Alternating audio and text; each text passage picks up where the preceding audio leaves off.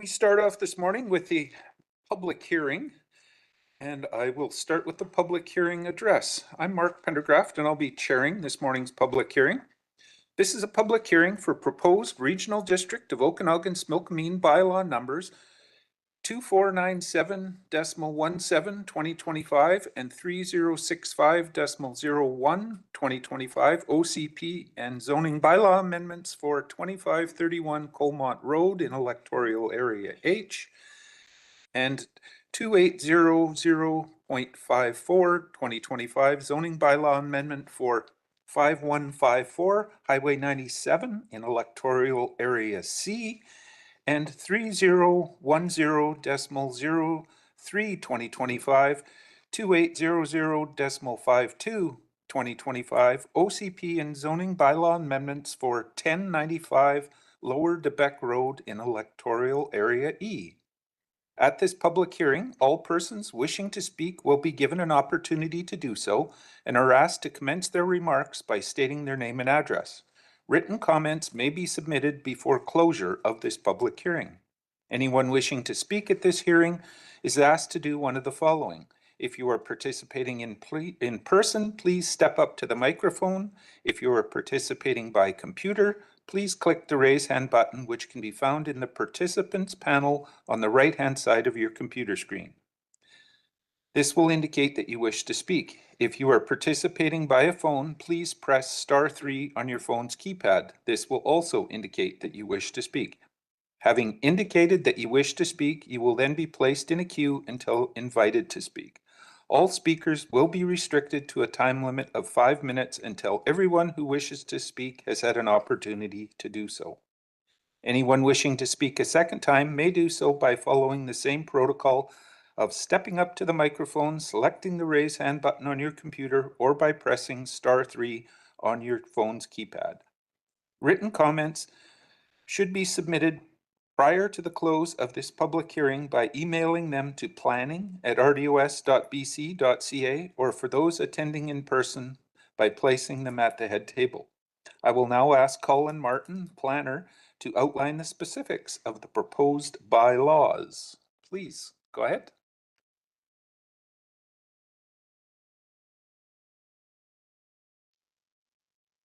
Okay, thanks. I think we'll just wait for the PowerPoint here. Okay. Great. So the first proposed amendment is for electoral area H. It's RDOS file number H 2025.004-zone.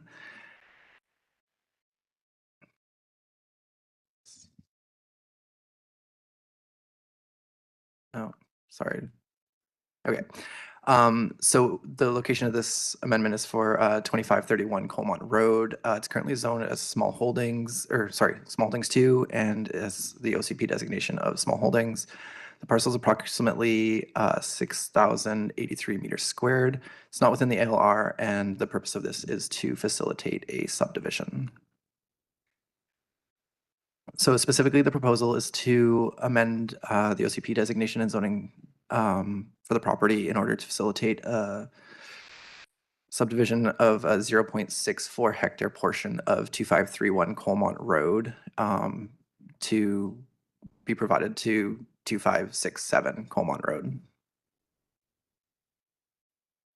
The relevant permitted uses here are single detached dwelling, accessory buildings or structure, accessory dwelling and secondary suites. The minimum parcel size for the RS1 zone is 500 meters squared, and the maximum number of dwellings permitted is 1 principal dwelling unit and 1 secondary suite or accessory dwelling.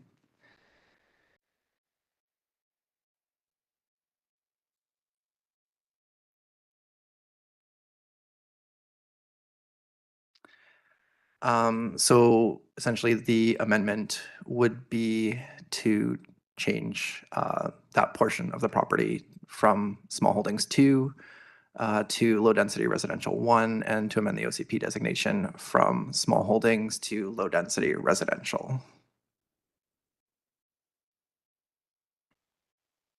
Next, we have an electoral area C, file number C 2025.003-zone.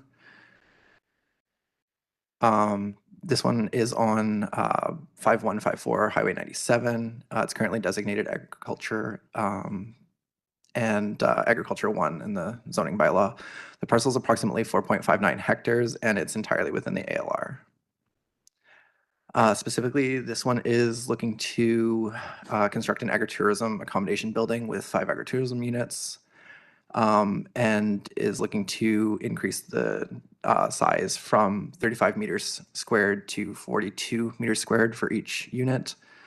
And the location of this is above an existing fruit stand. So the relevant permitted uses for the agriculture 1 zone is agritourism accommodation, which requires certain criteria, including farm status, short-term stays less than 30 days, or sorry, with a maximum of 30 days. It must be contained within 1 building, and the maximum sleeping unit floor area is 30 meters squared. There's no cooking facilities permitted, and 1 parking space for each unit is required, as well as there's a maximum number of units based on the parcel size. Again, as far as DLR's regulations go, there's farm status is required. There's a total development area of less than 5% permitted. It must be seasonal or short-term, and must be related to an agritourism use as defined by the ALR regulations. So this is looking to amend the zoning bylaw from Agriculture 1 on the property to Agriculture 1 site specific in order to allow an increase of the agritourism accommodation sleeping unit size from 30 meters squared to 42 meters squared. And finally, an Area E, file number E 2025.002-zone. This one takes place on 1095 Lower Debec Road, and it's looking to amend the OCP designation currently is agriculture, and the zoning is agriculture 1. And this is an approximately 650 meter squared portion of this property. So the proposal here is for a fire rescue training facility, which may include structures, equipment, and vehicle storage, and it's to enable the better training of fire services and like fire folks within the structure. And it's going to be primarily consisting of shipping containers, which could take on various shapes and forms. The proposal is looking to amend the OCP bylaw map from agriculture to administration and institutional, and to amend the zoning bylaw from agriculture 1 to administration and institutional. Thanks. Okay, thank you for that. I will hereby declare the public hearing open and ask if there is anyone who wishes to speak to the proposed bylaws. And if I could ask if you would, if there's someone wanting to speak to, please tell us which one you're speaking to. By the electoral area would be the easiest route, probably. Anybody wishing to speak to the proposed bylaws? I'll ask for a second time. Is there anyone wishing to speak to the proposed bylaws?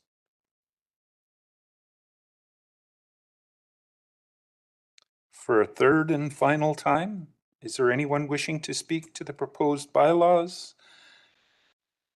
And I'll check with Adam. Am I missing any hands? No? Okay.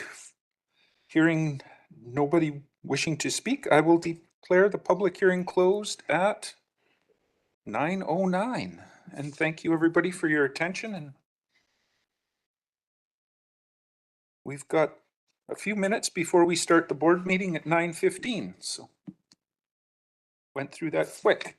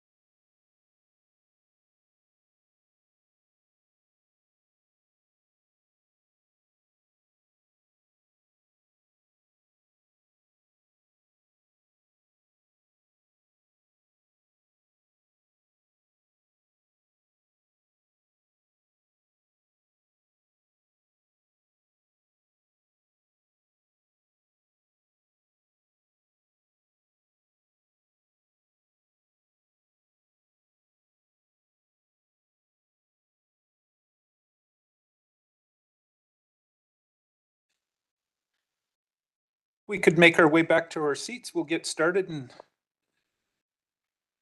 few seconds.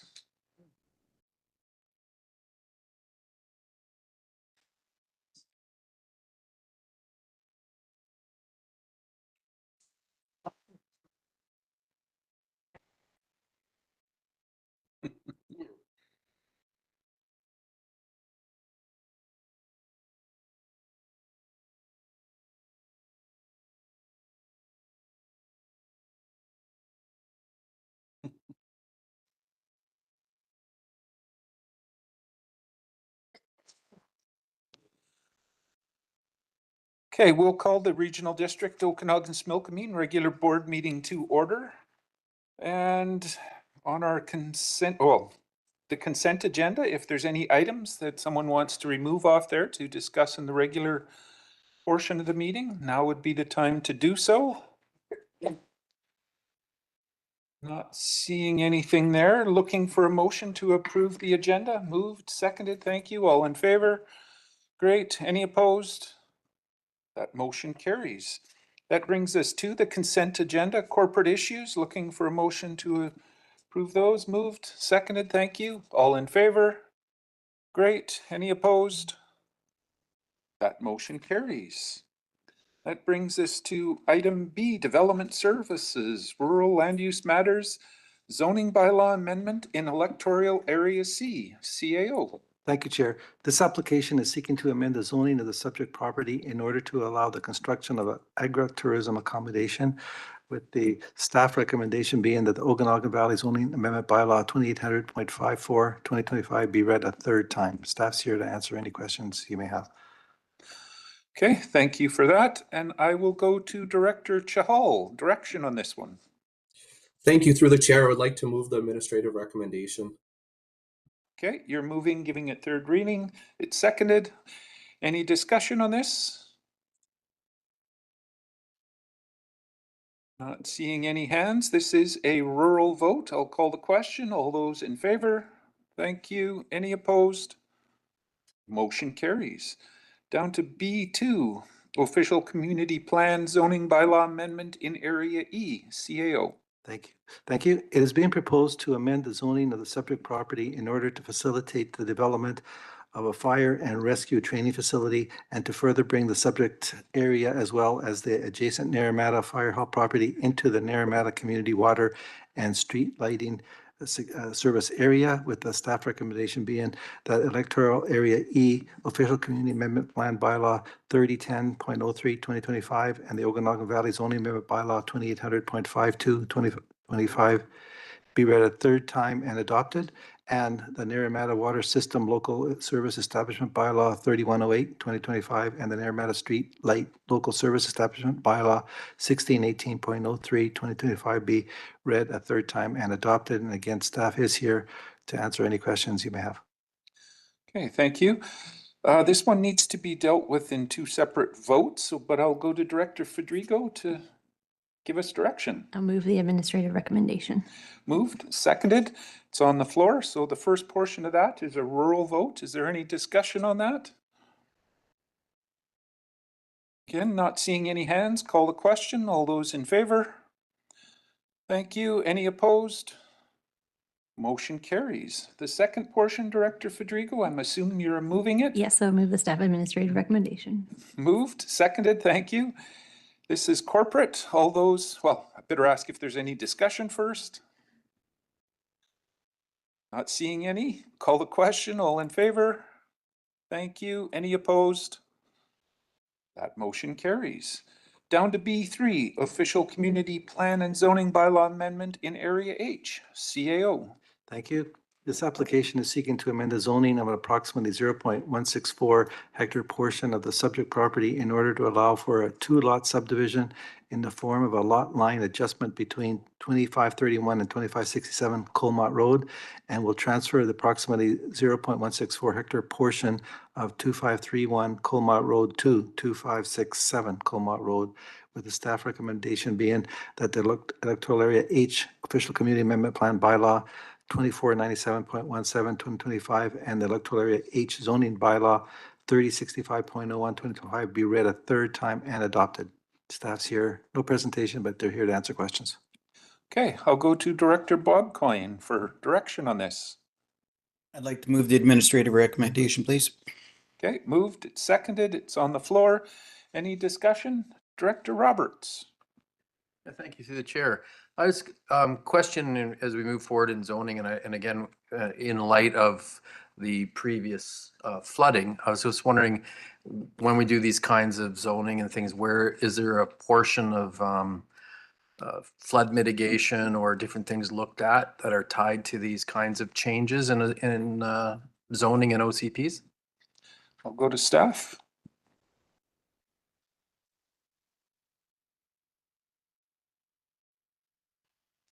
Through the chair, there are existing floodplain regulations in the electoral area H zoning bylaw, but those would generally apply at building permit stage. So that they're generally in the form of either setbacks from a water course or flood construction levels, whereby a property owner might need to place fill on a property in order to raise habitable structures above the flood level.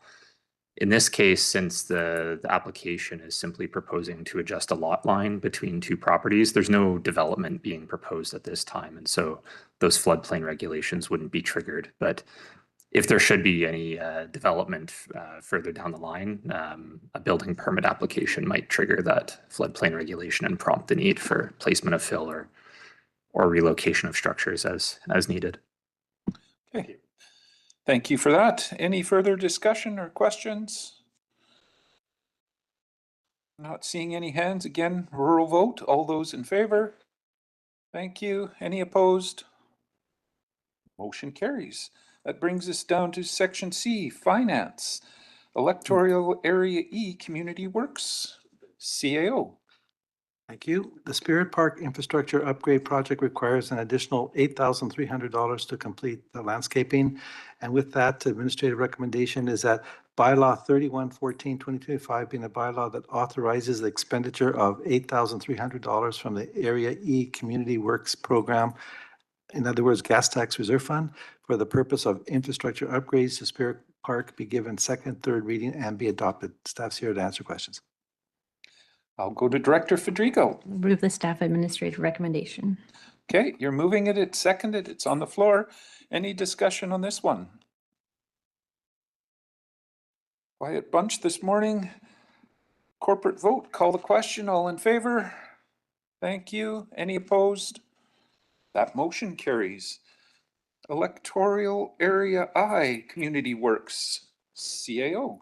Thank you. The Pioneer Park Sports Improvement Project requires an additional $12,000 in funding to be completed, with the recommendation being that bylaw 3112-2025 being a bylaw that authorizes the expenditure of $12,000 from the Area E Community Works Program, again, gas tax reserve fund, for the purpose of infrastructure improvements to the Pioneer Park Sports Court be given first, second, third reading and be adopted. Again, staff's here to answer questions.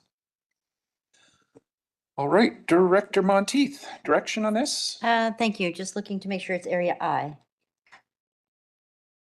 Sorry, yes. Okay, thank you. So yes, I'd like to make the administrative recommendation. Moved, seconded, it's on the floor.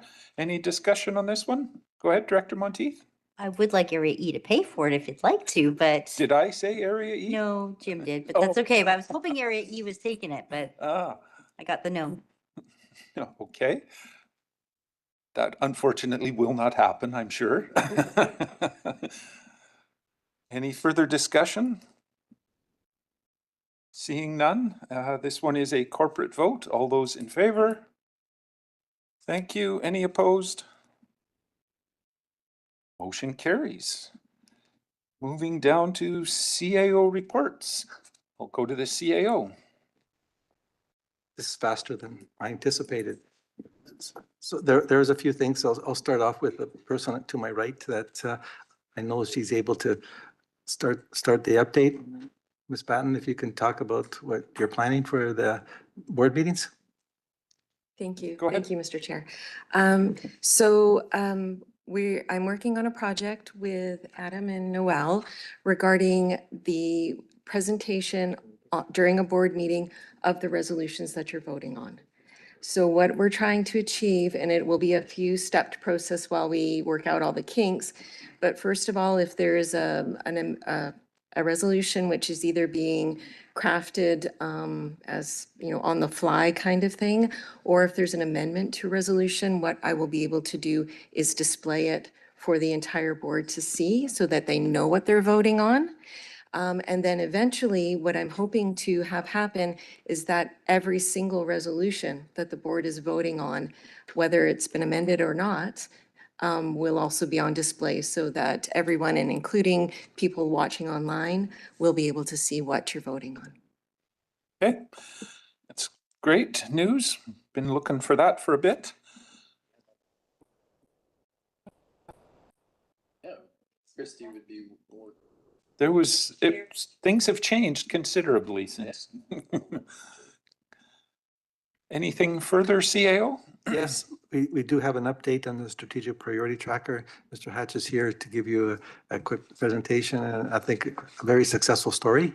And Mr. Hatch, if you can start. Right. Good morning. So earlier this morning, I provided a digital copy to your email. So if you're from home, in your email, there's an attachment of what I'll provide here. And then if you're in person in your folder, there's a copy as well. So this is just a brief overview. This one's a little bit more detailed. I wanted to provide a little bit more information, so I've provided a PDF and a printed copy for you. So currently, we've been meeting with, or I have been meeting with each of the departments individually. We started now in July. I've met with 4 of the teams. And what we're doing is we're reviewing and tracking and making sure that everything that's on the tracker is aligned with the proper departments. There have been some questions leading up to July, just some uncertainty about a couple of them. And we're providing that clarity now with each of the team, because we've realized that so many of the projects that are ongoing are very collaborative. Finance and information services involved in a lot of them, corporate services involved in a lot of them, capital projects leading a lot of projects in different communities. So there's a lot going on. 196 actions are currently tracked, and it doesn't take into account all the core work that's also happening too. So I've had 4 meetings with different departments. There's a few more to go, and we'll continue doing those check-ins. Staff are really aligned on this internally. There's really good buy-in and good understanding of the processes now. So I hope that's shared with the board as well, that you have good understanding. If you have any questions, please reach out. For us, this is a tool that is working, and we want to continue improving the process. So I invite you to provide feedback, and if you have questions, please reach out to Jim or I. So currently we're 54% through the year. There's 25 actions that have been completed this year, which is 8 more than a verbal update about a month ago. The current overall percentage, and this is a statistic that have been given, is 41%. And what that is that's a number based on all projects across the entire organization for the full year. So anything that would have started as early as January and finished as later as December, that's where that 41% comes from. Internally, staff have been sort of discussing how some projects may not start until later in the year, and we've kind of identified that already. May not start until July or may not start until September. Others have started really early and they're ending really early. So the bottom part of the printout that I've provided for you is more about as projects are ending, that we can see a more accurate picture. So when staff went through and did the planning for the strategic actions, we identified a month that it would begin and a month that it would end. And based on that information, there are 24 projects in that chart that are that should be done by July 31st, the end of the month here, and that the current percent on just those actions is 90%. So it's quite high. We've estimated staff hours and allocated time. We've guessed on when the projects would be complete. And this chart sort of displays that as we go through the next 6 months here, there are more projects that will end in December, but there are projects that are leading up to that, and that the percentages range between 90% currently and 41% overall. So it just provides a little bit more detail on that. I do want to identify some of the wins that we've had over the last month. So as of yesterday, the additional 8 actions that are completed were the Similkameen Transit creation of service that was led by corporate services. Drafting bylaws for Sage Mesa, hosting and attending community meetings that was led by corporate services. Okanagan Falls Wastewater Treatment Plant, the UV system installation, which was led by the Public Works Utilities Division. Campbell Mountain Landfill biocover design was completed. That was led by Public Works Solid Waste. Campbell Mountain Landfill security and camera upgrades. That was led by Public Works Solid Waste. Initiating the curbside collection program for the RDOS. That was led by Public Works Solid Waste. And that program began July 1st. Advocating to the province for the KVR in Meadow Valley and Falder. That was completed by the Parks Division of Community Environmental Services. And implementing banking technology to create efficiencies in cash receipting. And that was led by the finance team. But if there's no other questions, that's I think a good update for this morning. Director Gettins, go ahead, please. Thanks, Chair. Through the chair, good job, Mr. Hatch. I think this is really helpful. I'm curious, when we have a project that's completed, like the advocate to the province for KVR Meadow Valley folder, is there a summary, or how do we know the outcome or what that effort looks like so we can answer those citizen questions? And so there's that one. I'd like just an update on that. And I think I know the answer, but I haven't heard it at the board table, and it's been going on for a long time. So I think the board would be interested. And they initiate the curbside collection program. With that being completed, I agree that the initiation is completed, but there's still some change outs and some work that citizens are expecting. So how do we reconcile those two? That step is completed, but there's still more work to be done, and here's the update for the board. Either one of you want to answer? Go ahead, CAO. I'll take that. First of all, we have an awesome communications department that we can communicate these wins through them. As far as the curbside, one of the updates that I might as well do it now, is that we're finding some very interesting facts, and that's up to this date, and it's not completed yet. We have found 557 properties that have been getting free service, and there's a hole in our system, and we're doing an internal review, and that 557 estimated revenue loss is about $100,000, and a lot of these, and I say a majority of these, are illegal suites. So that isn't something that we have a total control. I am in the process of asking staff to produce a report of how many of those are in which area, how much money in each area, how it affects the rates, and we will be coming back with the rate adjustment. It's not correct, or I think it's best practice is to reduce the rates now. We set the budget based on what we knew. And also on the illegal suite one is going to come back with some options with the board. Once we know that an illegal suite, there is a risk and liability if we allow it to happen. So that's in the works, but there will be something coming out to the board in an open meeting. So going back to the successes, if it's something that needs to be communicated to the public, we've been doing, again, I'll state it again, we do a poor job in celebrating the success. And a way to celebrate is actually have a communications, a public release. So there's going to be a lot more public releases on that. Mr. Hatch? Go ahead. Just to add on, thank you, Jim. So one of the things that we've identified for 2025 that we did not track very well was a description of what the actions on the sheet are. We have 196 projects. Some teams and staff did not know the detail and the scope of what that project really was when we were allocating hours to it. For 2026, we've already included that in our planning. So that will be included. There'll be an additional column where a scope will be included so that staff and directors will know what that project is. So when we're completing a project, we can report back that this is the bit of work that, that was completed. Some teams are identifying a phase 2 or future phases, that work that may be ongoing as well.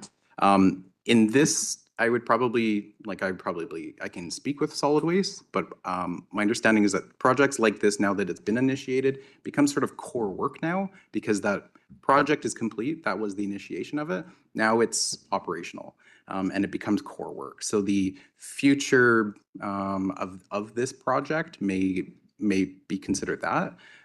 If there's improvements that they need to make to this specific project, that may be brought back as a specific action for it. But that's where core work now takes over on that.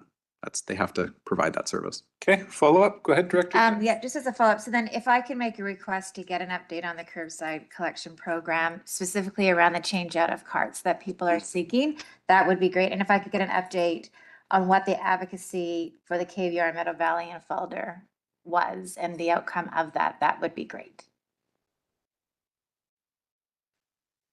Okay. Chair, I can provide an update on the carts. So we met with the contractor yesterday that's doing the rollout, just to go over the list of outstanding items as far as deliveries that have to be picked up, ones that were missed, so on and so forth. And so the goal is to have everything rolled out and corrected by the end of this month. Okay, Director Roberts, you had a question? Yeah, thank you through the chair. Just to follow up that to Mr. Billion. Is this working? There we go. Those bins, like again, we were stating that there was a lot of places that particular properties were getting service that weren't, but we also now have, I know that we've stated like in Karamias area, commercial building facilities that have received bins. Now those bins have been sitting there out in the open to the public and just and vacant lots, et cetera, for a while. Is there a movement to collect up those bins so that we don't lose them or have them damaged? Thank you. Chair, to answer the director's question, yes. The target for the end of the month also includes picking up those ones that were delivered in error and so on and so forth. Okay, I've got Director McCordoff and then Director Monteith. Thank you very much. I live in Area A, so I have my curbside collection bins, but I have not received a bill yet. And I normally get that in June, and I pay it. I haven't received one yet. Am I going to be in arrears? Are they coming out soon? Can somebody please help me? Thank you. I've also had that question from an individual as well, so good one. No, it wasn't. It was my wife actually saying, where was it? Go ahead. Due to all the changes, we are a little bit later in our billing. We're expecting it out in the next 2 weeks. You won't be in arrears. Okay, thanks for that. Director Monteith. Thank you through the chair. So I've had some feedback from residents who are emailing the solid waste and not getting a response and not hearing back from anyone. So, and I am forwarding those emails on and I'm not seeing the response back either. So, I mean, I have probably about 12 residents waiting. So even just you're on our radar would be appreciated, just so that people are not continuing to email and call. And I've got some people who have now 4 weeks of garbage to pick up and yeah, no pickup. Response, staff? Yeah, Chair, it's certainly, maybe we can work with the comms team and get some general messaging out just about the backlog. So I don't know what the current number is, but at one point staff were, I don't know, about 150 messages behind, and we brought in additional resources to help return calls and emails. And not anymore, but at one point, even with that, they were losing ground because there has been a number of challenges with the rollout, but we're making a lot of headway. As I mentioned, by the end of the month, hopefully we'll have most of the issues, or the goal is to have the issues addressed. So we would just reiterate that we really appreciate the public's patience. It's a big changeover. It's a big change for everyone, and we're majority of the way there. Certainly the team continues to work hard to respond to messages as quickly as they can. And if there's a way we can get out a general, just please continue to be patient with us. Your concerns will be responded to. We'll look at what we can get out in that regard. Okay. Director Gettins. Just one more final comment. I actually emailed our staff about my cart, and I got a response later on, and she explained to me that there were 150 messages a day. At that moment in time, it was earlier on, there's 480 unread messages. And I was just thinking the complexity of this project and how many homes are impacted. And I sit at this table and I had questions. So I could only imagine how many questions they're getting. So I just think for the staff, like, amazing work navigating this one and coordinating it all together. And like the inquiries that I'm getting are going way, way down, not dismissing anything like that, but it made me pause this email. It was very respectful. The email that I received was like, yeah, this is a big undertaking. So I think they've done a pretty good job. But if we can get an update out to the citizens, give us some messaging, that would be fantastic. Okay. Director Roberts. Thank you. And this is going to be not a concern, a complaint, but hopefully a solution. Won't help in the moment, but I worked on off-car unit chiefing for BC Ambulance, especially during the heat dome, et cetera. And we had a system, it was called Telematic. You could work it on your phone, but it would highlight, give text to the conversations. You can get a voice and text at the same time. And then it also prioritized. And but there are apps out there in regards to taking that pile of information that's going in, and then people are able to monitor it even on their own cells, or because then you itemize things, it connects with, it also had like schedule of who was working in regards to what department, so that we knew who to call and where to pass the information. So it might be just a helpful thing. I'll try and find that one that was specifically for what we were doing, but you know, it might be helpful in the future. Okay, always good information. Anything response-wise? Yeah, no, I would appreciate the comments. Staff have been on the phone like nonstop. They're working very hard. One of the things when we have a project like this that's kind of a significant change like this, it's always good to do a debrief at the end and how things went and what can we do better and what went well. And so those comments are much appreciated. And once we get to the finish line here shortly, that'll be part of the process for us. And that was part of the discussion yesterday with the contractor as well, with what went well with the rollout, what didn't work so well. So appreciate the feedback. Okay, I do have one quick question. Is any idea when the new trucks and new pickup system actually starts? The ones that went by my place are still the old hook trucks. No, I don't know. As far as I understood, there were some out already, but maybe not to all the area. So, but I can certainly follow up with Waste Connections. Okay, appreciate that. Anything further on this? No. Back to the CAO. Got a few items, only two more. No problem. As you all know, we had emergency operations center was activated on the weekend. We had 3 fires on the go, and I do have Protective Service Department. Sean's here to give you an update of where we're at, and you may ask him any questions or concerns that you may have. I was personally in there for the 3 days. I was very happy with what the staff did, and we actually had staff at the fire scene with a liaison in Princeton. It was a great success, and I'd like you to, Sean, if you can just elaborate on what I'm talking about. Go ahead. Yeah, I appreciate that. So thank you for that, and I apologize for not being here a few minutes ago. I was actually dealing with EOC matters. So just a quick update over from out at July 11th into the 14th. The EOC was activated for out of 3 wildfires at Young Creek, August Lake, and Placer Creek. So our EOC ranged from a level 1 and up over to a level 2 with light over. So that means that we activated all the sections within the EOC, but it wasn't that big of an incident at the time, as we knew it was going to be a short-lived event for August Creek or August Lake. The RDOS that coordinated with the town of Princeton, RCMP, LSIB, Upper Similkameen, EHS, BC Wildfire, and all the mutual aid fire departments that participated. So it was really good for out of the communication of this response here. We actually found out on our side, and then as well as emergency support services, we worked with the town of Princeton ESS, which helped out amazingly for us. So I just want to put a big thanks out over to our ESS volunteers. So I'll just start off out at Young Creek wildfire. So that was a wildfire at 28 kilometers along the Ashenola Road.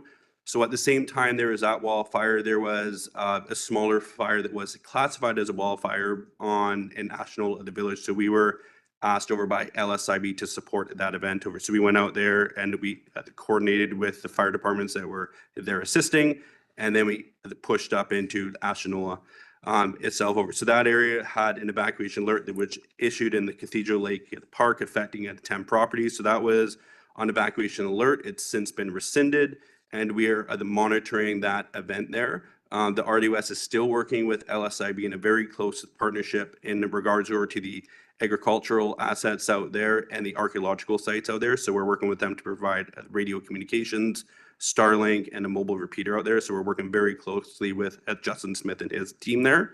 So that's a really good partnership. And again, with this entire response here, we've worked very well with Upper Similkameen and then LSIB as well. So August Lake wildfire, so our EOC was activated in the evening on July 12th in electoral area H. The wildfire was very fast and moving in an urban interface area just behind the golf course. 39 properties were under evacuation order, 45 properties were under evacuation alert. Inside that alert and order area, we had a Rockridge Canyon Resorts, which was at the very end of the alert area. However, they had over 300 students there that were under 18 and a bunch of staff there. So if there was going to be a major response, that would be a problem. So our EOC supported with over providing a pre-plan for evacuating them through the school buses. However, we didn't have to go there. Our biggest concern is that the individuals are going through an evacuation order zone.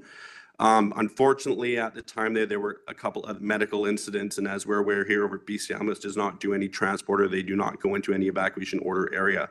So in this response, it was an alert area, an order area, and then an alert area itself. So that was a big concern for us in regards to the students there. So we worked with Rockridge Canyon Resorts, and they actually on the Sunday, they evacuated all their students out to via the buses, and they actually delayed the incoming of the 250 students that were coming in on the Sunday over to the Monday. So that was really good coordination for that. So in regards over to that, the structure protection was at site at mutual aid. We worked very closely with the town of Princeton office itself. There was a virtual EOC via the town of Princeton, so it wasn't a secondary EOC in Princeton, but the RDOS we worked with Ed Atkinson, who is the manager of out at Protective Services. We work with ESS and then other town staff over. So we were very well integrated into what was going on there and getting site awareness. I as well was on site as well that evening, so getting situational awareness from the site. So in regards to that, there were 1 second here, sorry about that. There were 18 individuals that required ESS services and 8 families. So 18 individuals that required ESS. A state and local emergency was declared, obviously, for that event there. We also had security at a single checkpoint, and we had a couple of roving security. There was some to the concerns online in regards over to looting, but that was quickly fixed by our actions over to get the RCMP. There were more security on site, so that was a pretty good thing. But yeah, we haven't had any reports for anything like that or any looting, like actual RCMP reports for that. The evacuation order was rescinded on July 14th, and we expanded the evacuation alert area. And then the evacuation alert area comprises the total of the 84 properties over actually was fully rescinded on July 15th. And then our EOC went into a virtual mode. So at the time here, we're not following the August Lake fire anymore from our EOC. BC wildfire has a really good hold on that. So that's it for August Lake, and they're moving into Placer Creek wildfire. So that's a major wildfire currently of 2,600 hectares as reported by BC Wildfire. It started on July the 12th. All the assets for BC Wildfire were placed at August Lake. So all the assets were dealing with another wildfire, and since then it's grown. In the RDOS, we don't have any structures that are affected. There are a couple of local ranchers in the area that we have spoken to, so there's not a real there's not a concern from our EOC in regards over to loss of structures at this time here, but it's a very hot, big fire. And any questions in regards over to that, obviously we want to direct them over to BC Wildfire. An incident management team was deployed by BC Wildfire, and they are set up now at the Princeton Airport. RDOS hasn't set any alerts or orders in place. And the RDOS has actually retained the town of Princeton staff, Ed Atkins, over to act as a site liaison. So he's coordinating with BC Wildfire and LSIB and Upper Similkameen to help us over with the smooth integration. Outside of that, the cumulative of the totals of the events, or all the 3 events, we had over 94 homes on evacuation alert, 39 on order, and we had 18 people that required ESS support. So that's my update, which was a little bit long here on the 3 events that occurred over the weekend or the past few days. One question, Director Bush? Yeah, hi, Sean. Is there, let's see, is there any idea of how these fires are starting? Like Young Creek, Placid Creek, I don't think there's any campsites. Is there any logging up there? Or? I'm going to defer that to BC Wildfire. I know that they have active investigation if it's human cause or if it's the cause or if it's a natural caused. I can definitely follow up with them, but if there were, they would probably release that at some point. So I can definitely provide the board with an answer on that in the future. Okay, Director Taylor? Yeah, I thought that was a really good report, Mr. Vaser, so thanks very much.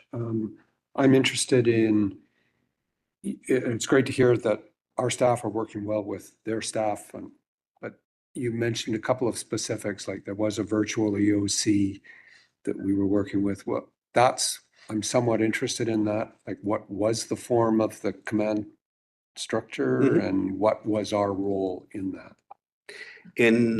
So the RDOS has a physical EOC in place here at the RDOS as a part of the regional EOC. So we had staff physically in our EOC here at site that we had myself for a few hours at site in the evening and going back there. And then as well as we had the town of Princeton staff that are EOC trained in the site and in the in the site itself having a virtual EOC. So we didn't set up a fully secondary EOC. Sorry, I see your hand up there. Go ahead. So if we had an EOC here, did you have a liaison? Were you basically serving as a liaison officer in their virtual EOC? Yes, I was serving as a site operational liaison in the area where August Lake was. And then since then over when I wasn't there, we were really relying on information from the town of Princeton staff that did an amazing job there. Since there wasn't an evacuation alert or order within the town's boundaries, there wasn't a need for them to set up a fulsome EOC. So that's why we rely on our partners. It's the same thing if we have to respond in any area within the regional district here, if there's a need for an EOC or an incident at the command post, which is a virtual site. So we can deploy a mobile command center and EOC at the trailer. But we knew at the onset of this response here, that BC Wildfire was hammering this wildfire with a ton of assets.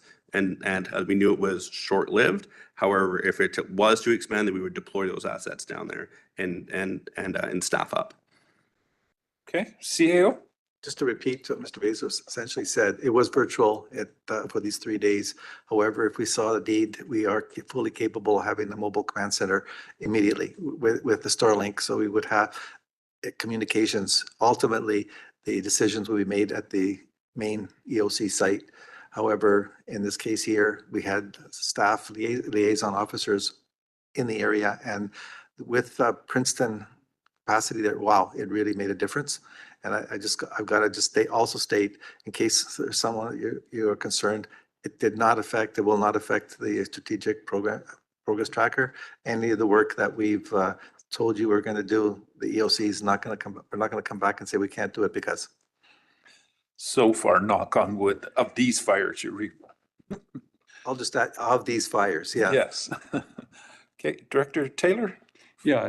So that helps. I guess I'm just looking to know that we're formally engaged in the incident management system that's being used to manage that thing. Yes. Not just we're working together, like you show up sitting in your truck. No, you've got a role in that structure. Yes, so the RDOS has an EOC org chart, and under operations, there's the liaison positions within the org chart. There is incident to the command or site ops over. So there are specific aspects within our organizational chart in the EOC, so it can expand and contract.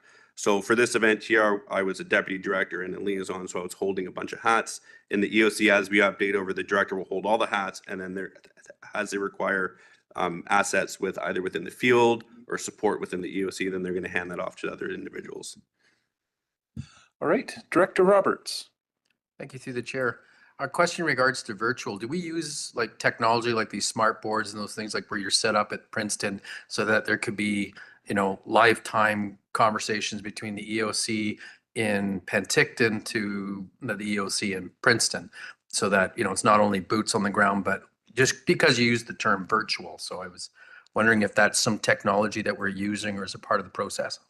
Yeah, so in this situation, it was mainly our cell phones and WhatsApp for this thing, for this event.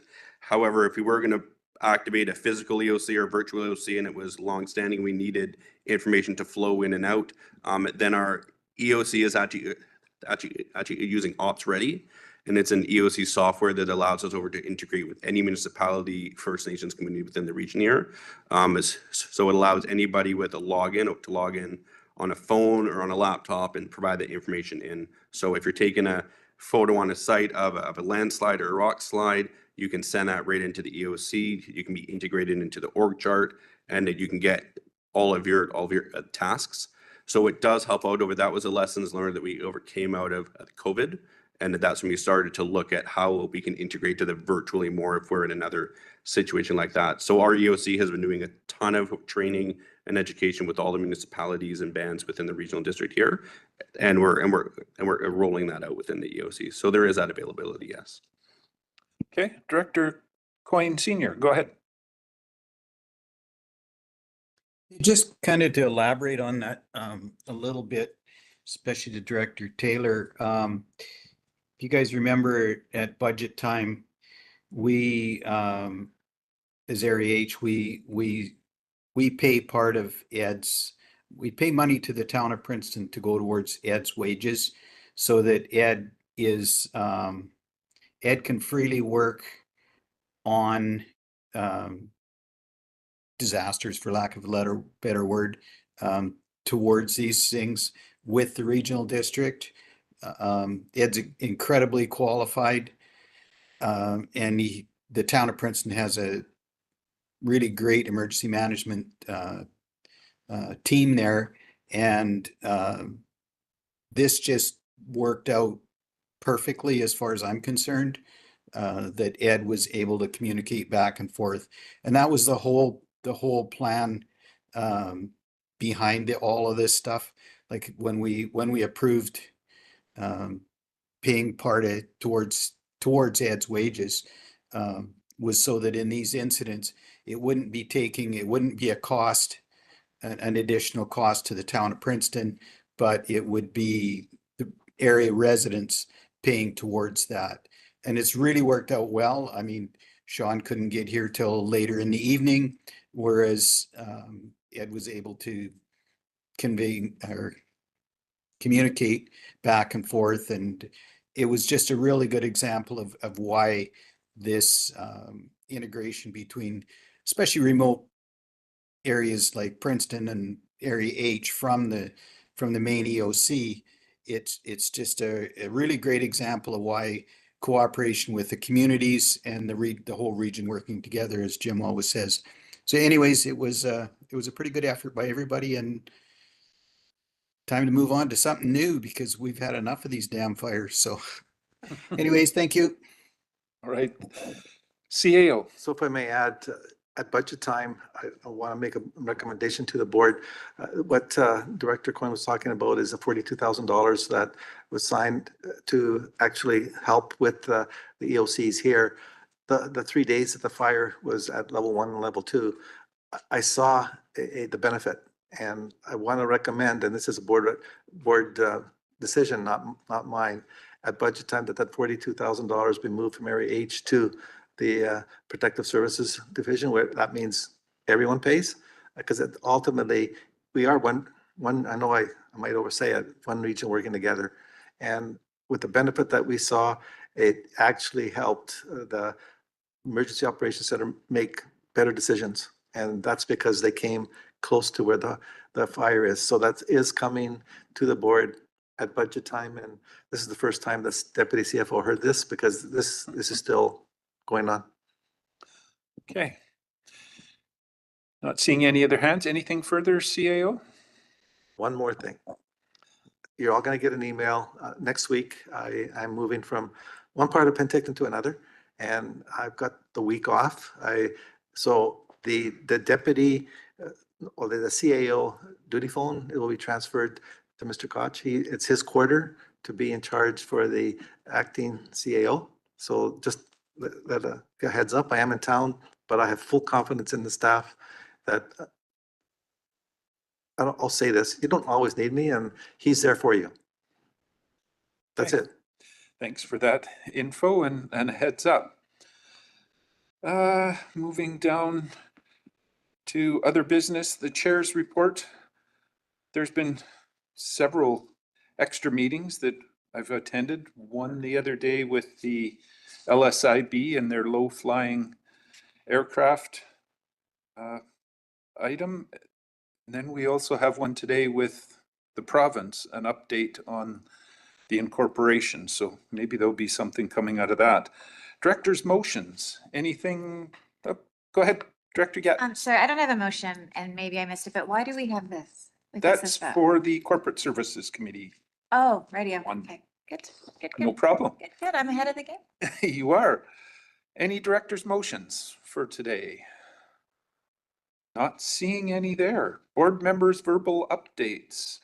Board representation, nothing from municipal finance, nothing from municipal insurance.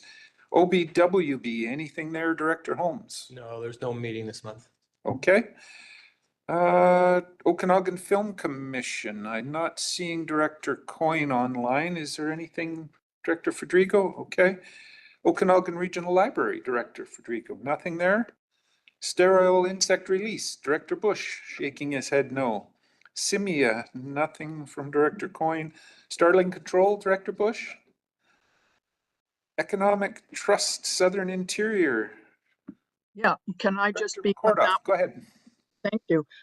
We did have a meeting at the end of a board meeting at the end of June, and just wanted to make sure that you're all aware that the fall grants, the intake that people for economic development opportunities.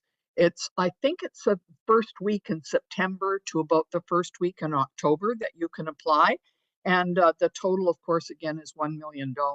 So it's worth looking into this. And there are advisors at ETSI-BC that can help you. And if you have any questions, you have any concerns, phone them and they will be very helpful. It's on the ETSI-BC website.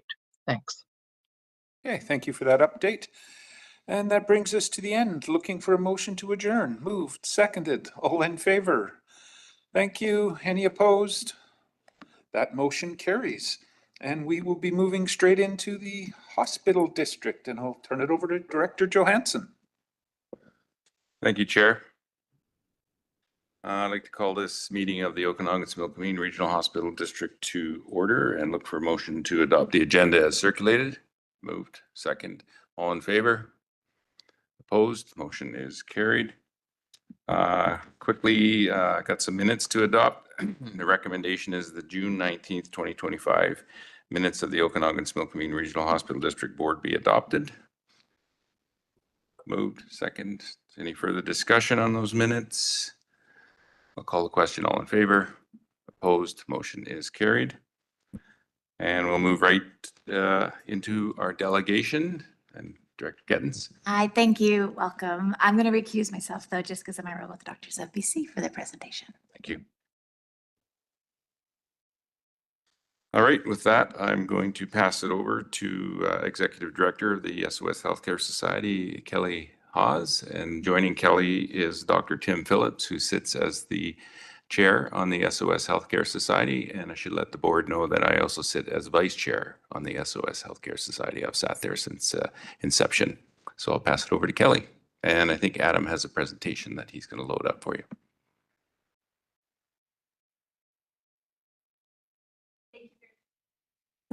Thank you very much for having us today. And I'm going to pass it over to Dr. Phillips to start us off. So thank you and good morning. Again, thank you very much for having us in today. We represent a group called the SOS Healthcare Society. We are a nonprofit organization that helps support administration for both clinic and inpatient work that happens at Penticton Regional Hospital done by physicians, nurse practitioners, and midwives. Can I have the next slide, please?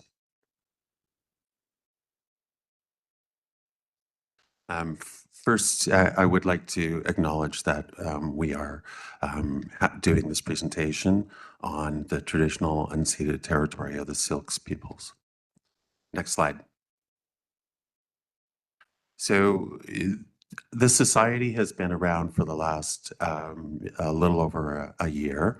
Initially, I've been here before to help present about 6 years ago with the SOS Division of Family Practice. That is an organization that has been set up through the Family Practice Services Committee between Doctors of BC and Ministry of Health to help support initially family physicians around the province, and then extended to midwives and NPs who also deliver primary care.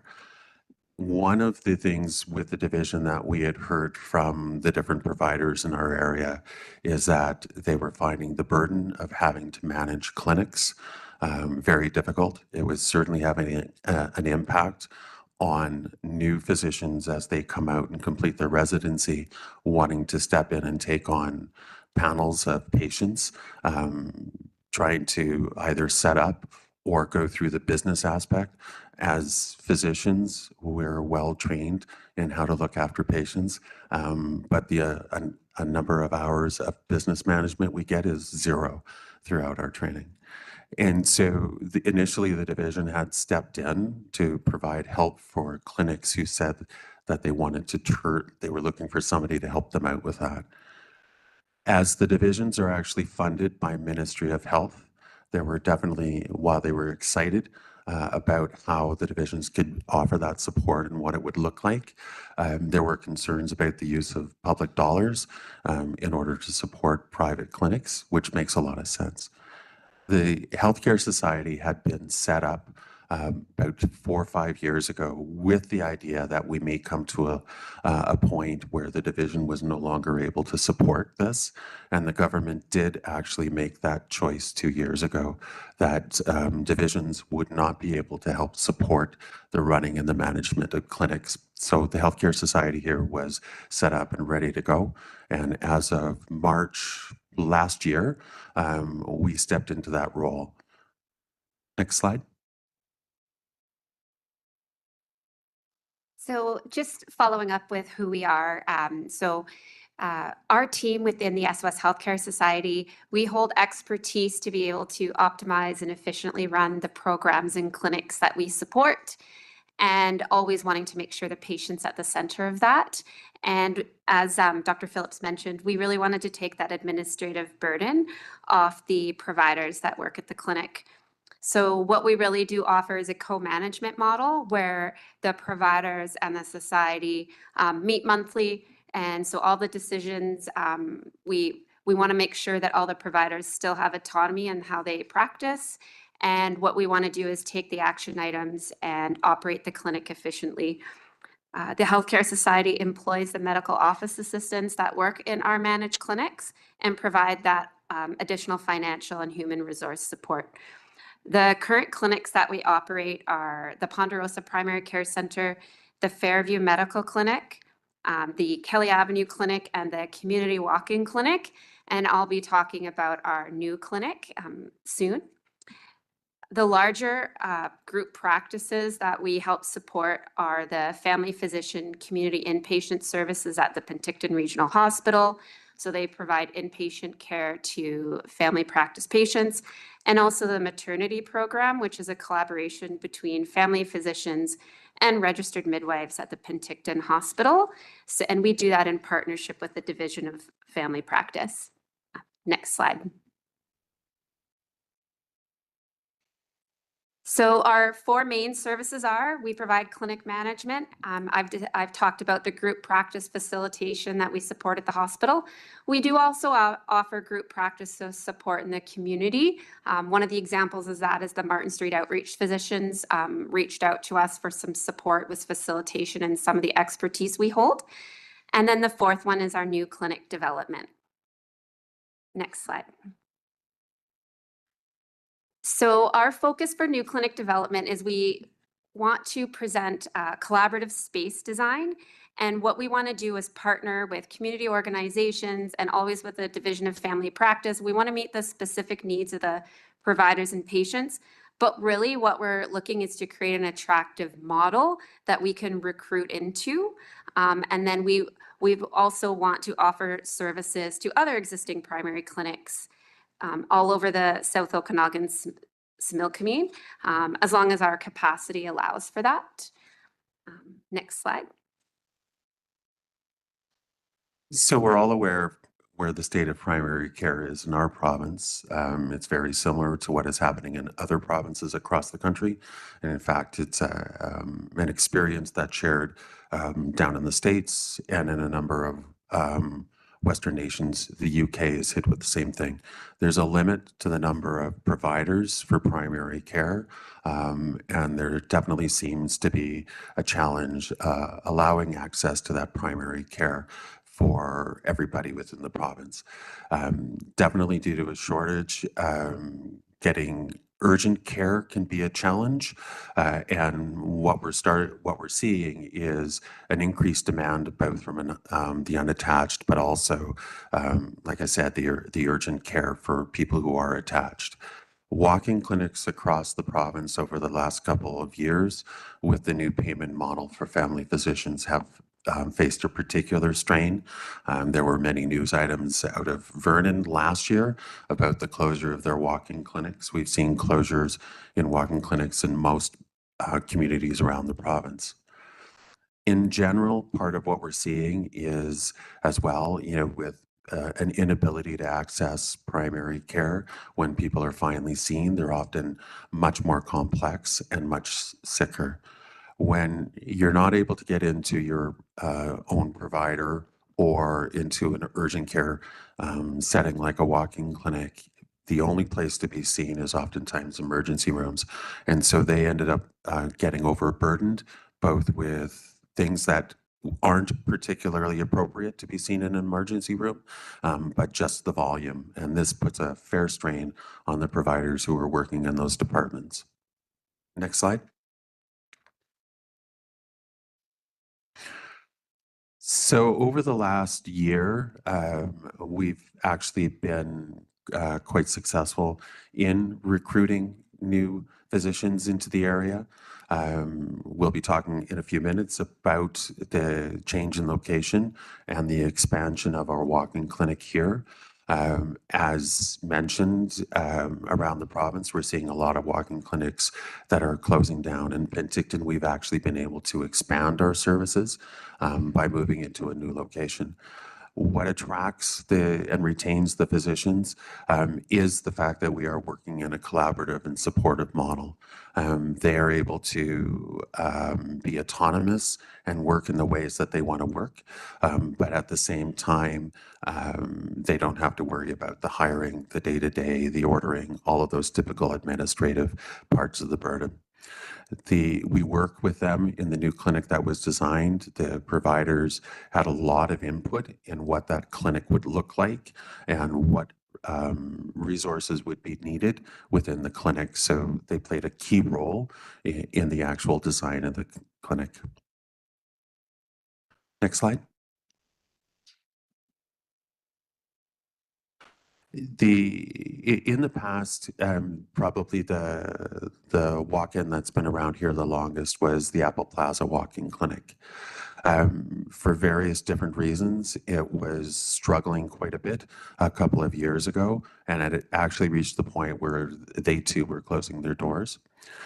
The local division of family practice stepped up in partnership with Community Futures, Community Foundation, and the clinic was able to be reopened. At that time, the SOS division was providing those services.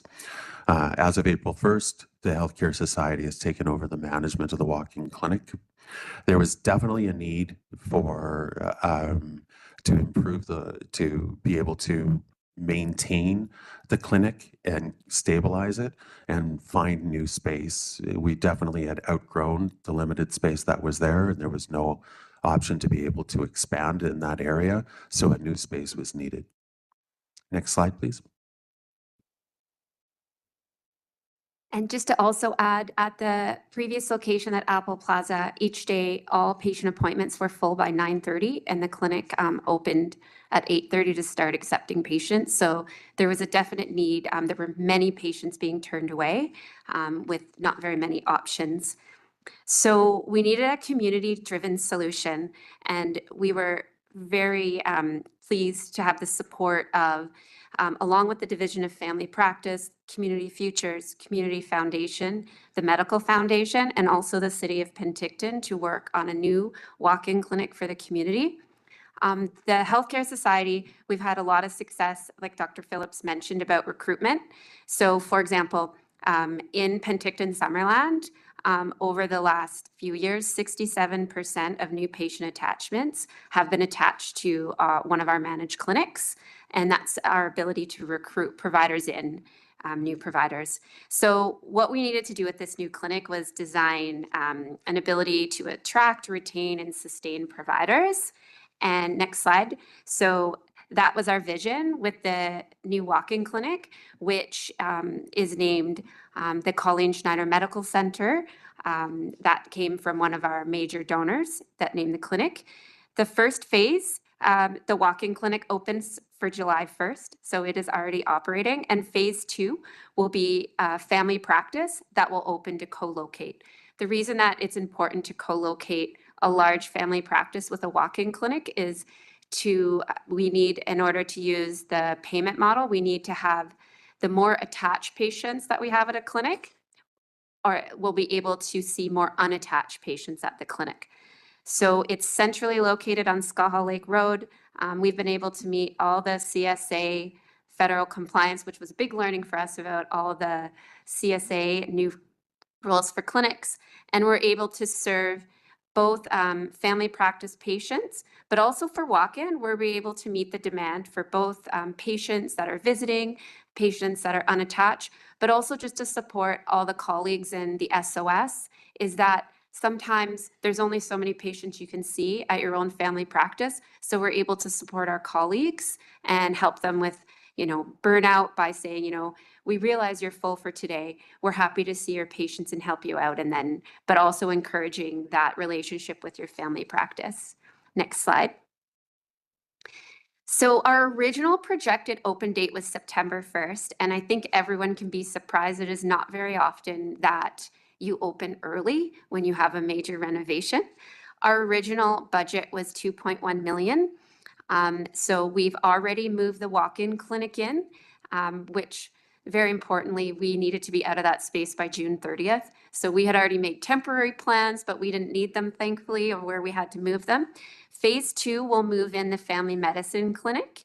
So right now, what we've been able to do is fundraise 1.77 million through all our support of our community partners and donations from the community. We did secure a $500,000 loan. We've now reduced our budget to 1.9 million. We've been working really hard on cost savings. This clinic has 20 patient examination rooms, 8 dedicated to walk-in services. We've been able to attract 5 new physicians. 3 of them will be taking 1,000 patients each. 2 new physicians will be taking over an already existing practice where someone will retire, but really are supporting that 900 patients will not become unattached. So the recruitment's been really successful. And before we open our doors, we've actually are completely full at the clinic. Next slide. So our working groups, our support has really been backed by the physicians and nurse practitioners, our partners before the Division of Family Practice. Community Futures is our landlords at the space. Community Foundation and Medical Foundation really supported with our fundraising. The City of Penticton supported us through grants and really making sure that we wouldn't have been able to meet our timelines without the City of Penticton supporting the speedy processes. That's part of the reason why we were able to open at July 1st instead of September 1st. Along with all the support staff, medical office assistants, and the team, everybody's been on board. Next slide. When Apple Plaza was closing, they had 2 physicians that were holding it together. For our new community walk-in clinic, We've had 35 physicians sign our agreement to commit to taking shifts at the walk-in clinic. And then on the family practice side, we have 9 existing practices moving into, and plus 5 new physicians. We know we'll be able to attach 3,000 or more additional new patients, as well as everybody that works at the clinic supports the walk-in clinic to keep it sustainable. Next slide. So I'm sure everybody is aware of the economic impacts of being able to access primary health care.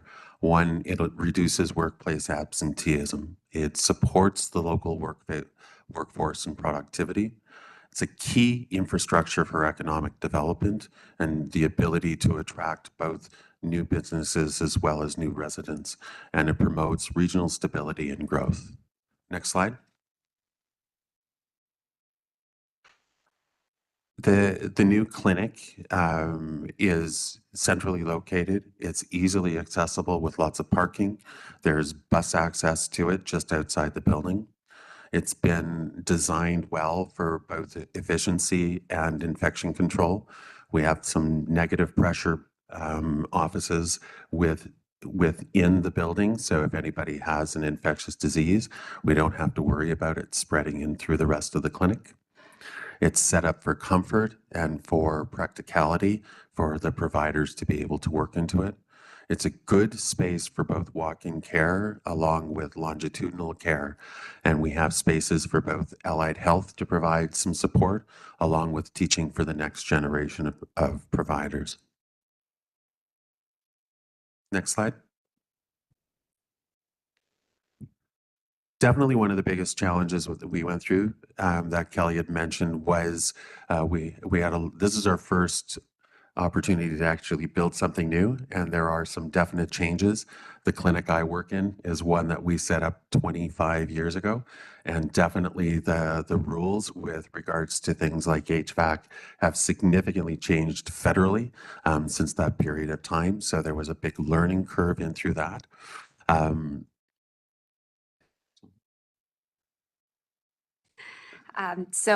We definitely reached out for support in the flexibility on making sure we meet regulations, but also it also has to, from a workplace standpoint, it also has to make sense for the providers to do their job. So we were able to do that and be compliant.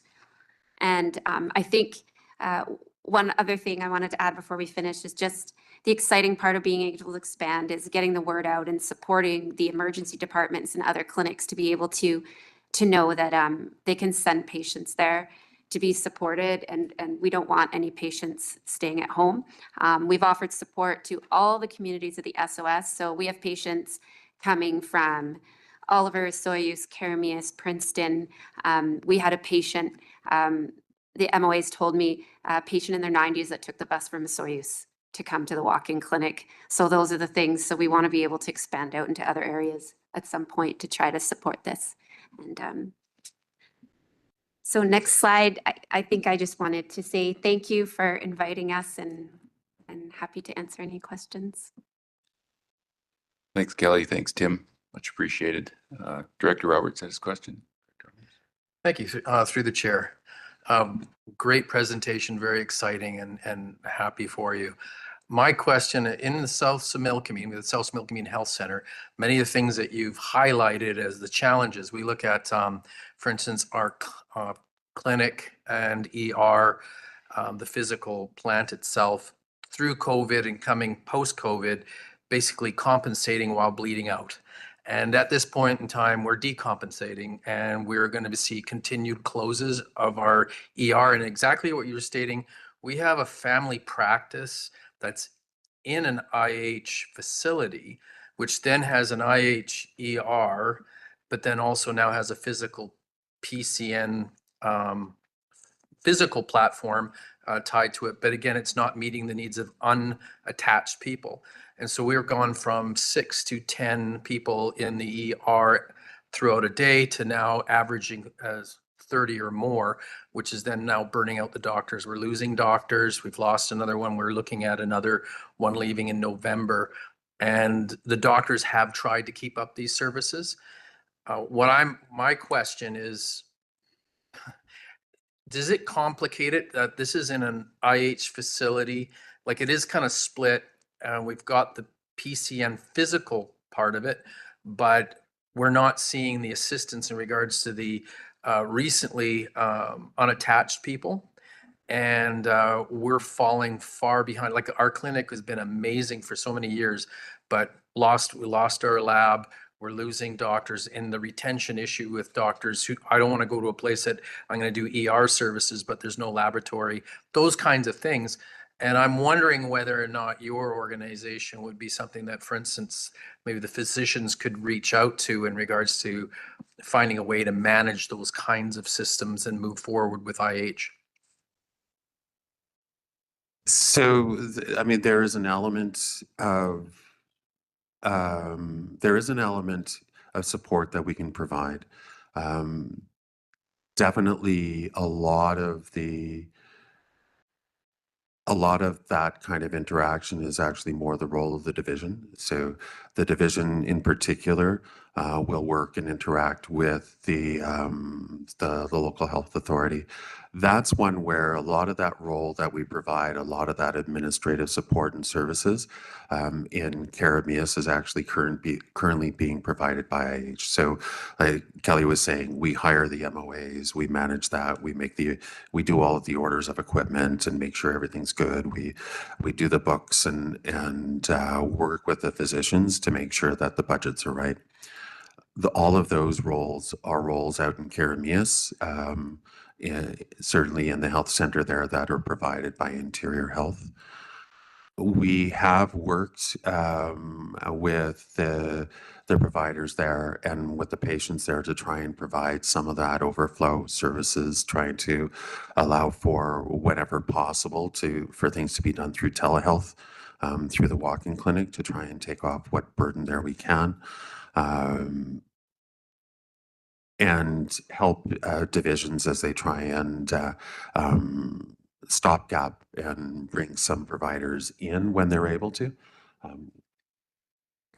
I think right now what we're seeing at the walk-in clinic is we are both through telehealth, but also in person, we are seeing patients from Carameus right now. So we're trying to provide as much support as we can from our current location. Director Holmes. Thank you. So I first thank you for what you're doing. I think you're really filling the gap that's been missing for a long time in primary care, and it's obvious that the whole team-based care model is what people want, and it seems to be working. My question is in regards to new clinic development, and as I sit here as a director on the Regional Hospital Board, you know, Interior Health comes to us with their capital plan every year, and we fund primary care for those Interior Health facilities, and one's coming up on the agenda later in Carameus. And so I have a hard time, and this is no disrespect to those communities that happen to have Interior Health facilities, but I have a hard time having taxpayers in Summerland supporting primary care in other communities through the board here, but there's no support in my own community. And I'm just wondering, like, what is your take on that?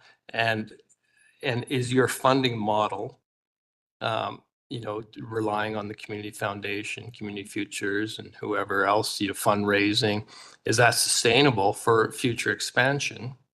And if I could just throw one more in terms of expansion, I understand Interior Health has basically kind of put a freeze on the allied health workers and whatnot.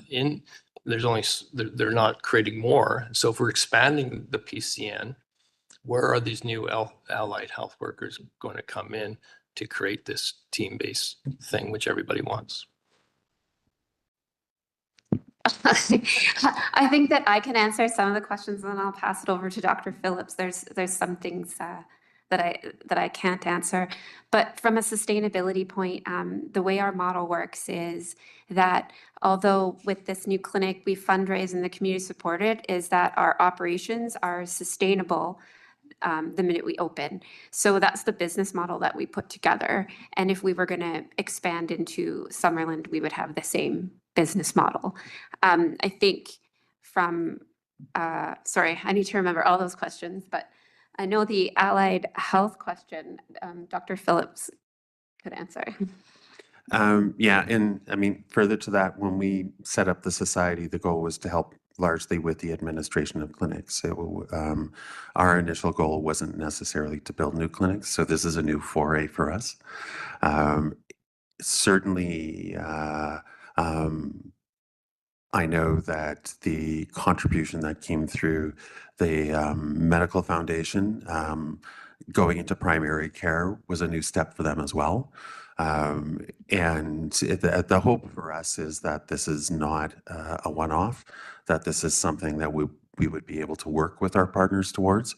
$2 million is a fair amount to be able to fundraise, but it's also, you know, one of the challenges that we're seeing. When I came out 25 years ago now, the expectation was that the providers would put that money forward for themselves, and we're just finding with the new generation that this is not the case. So this is definitely one approach that we've seen around the province. Colwood on the island is another one where municipalities kind of stepped into that role and built the clinic. And so there are each community in different areas is taking a bit of a different approach. And as we go forward into new communities, it's going to be a matter of what kind of fits and what's the most appropriate for that area. With respect to the Ally Health, my understanding is that's actually a freeze on new hires that's come from Ministry of Health. I may be wrong on that one. I don't think it's a choice by Interior Health to not bring forward new ones, new allied health members. There have been programs that have been set up over the last few years through Ministry of Health to try and bring some allied health in. There was a nurse in practice program that was around for a little while, and I think the funding for that over the last little while with the change to the new model has changed. So I think in some ways there's a bit of catch up that's happening in Victoria as they try and figure out how they look at what they may be able to do to support new allied health, but a lot of that funding actually is happening down in Victoria. Did I answer all the questions? I'll come back when everybody else is. Okay, sorry. Director Monti. Thank you. Through the chair, I don't know if I missed a number, but do we know how many residents in this area currently do not have a doctor who are unattached? So that's all the way from Princeton, this whole, yeah. To be honest, I don't have the exact like recent numbers, but the last I heard was just under 10,000.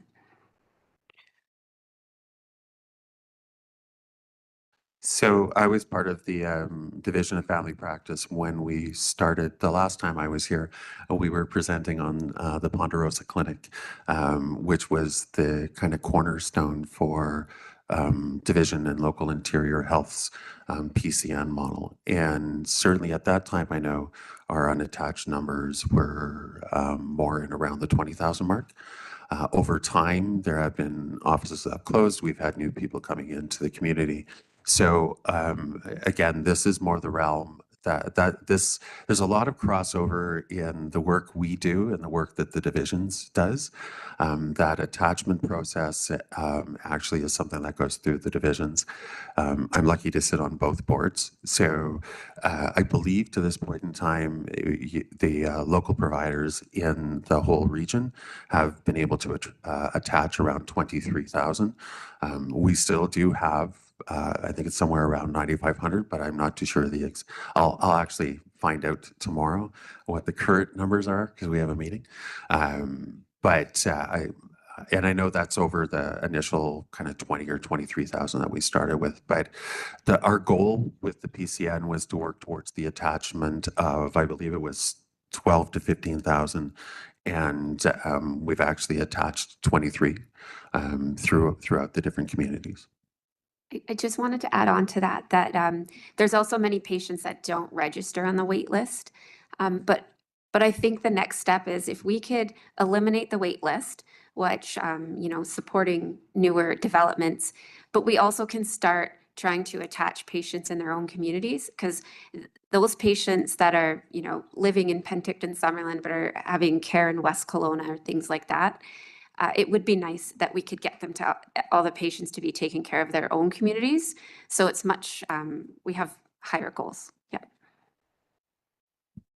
Follow up? Yeah, thank you through the chair. I'm also curious too, when you look at attachment in this region compared to other health regions, like what is North Fraser doing? Like what is, yeah. So looking to where our successes are here and comparing it to others in the region. That's an interesting question, because definitely what we've done is we can replicate it in other areas, and we've seen other areas in the province start to do this. But there's many different models that are out there, and sometimes in different communities and different towns, providers look for different models. So not familiar with what North Fraser is doing, but definitely in the, I would say, less urban communities, you see more models like we have providers that are happy to work at models like this, but also chip into every other areas. So our providers that work in family practices also support long-term care and work in the hospital and support addictions and do maternity. Whereas sometimes when you look at places like North Fraser, they may not be doing the same. They may be just in family practice or in other areas. So it's hard to develop the same model. But definitely what we've done, we're happy to share so that it can be replicated. Director Taylor? I'm just wondering if existing practices that are already in operation can migrate, evolve to this, or it has to be a new startup? So, yeah, I mean, the option is definitely there. At the moment, we're kind of limited by capacity of staff. Like I said, we're a nonprofit society. We don't get any money that comes from government or anything to support us. So all of the infrastructure, all of the money for Kelly and for her awesome staff are provided through overhead by the providers. So certainly there is the opportunity to expand to other clinics if they're interested. We would then be able to expand our team to be able to help to support that as new clinics come online. Up until this clinic is the new clinic is a combination of the longitudinal part is one of the clinics that we've supported for the last year and a bit. The division had been providing that administrative support for, I think, a year or two before that. And the walk-in clinic, again, that was one that the division had stepped in partnership with some of the community partners, and then we've taken that over. So yeah, we have had discussions. It would be based on where the interest is from different clinics, and then how we're able to expand our team.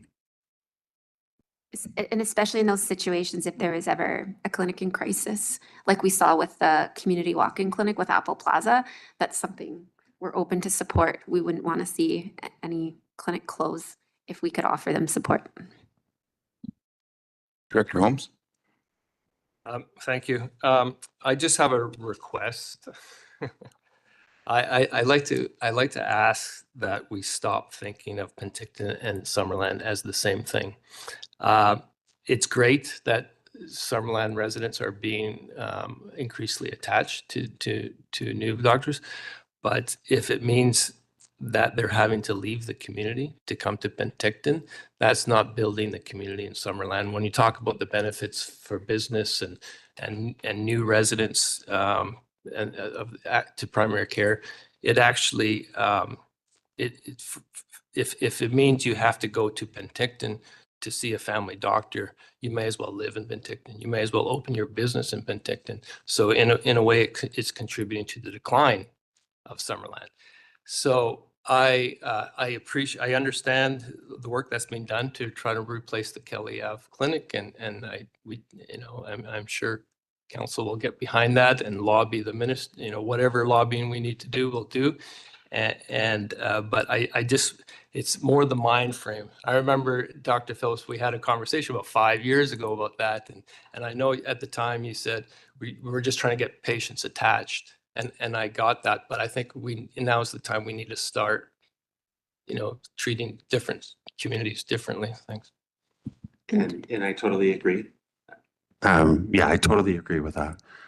Definitely, like Kelly was saying, yeah, the plan ideally would be allowing patients to be seen where they're at, as opposed to having them have to go and travel.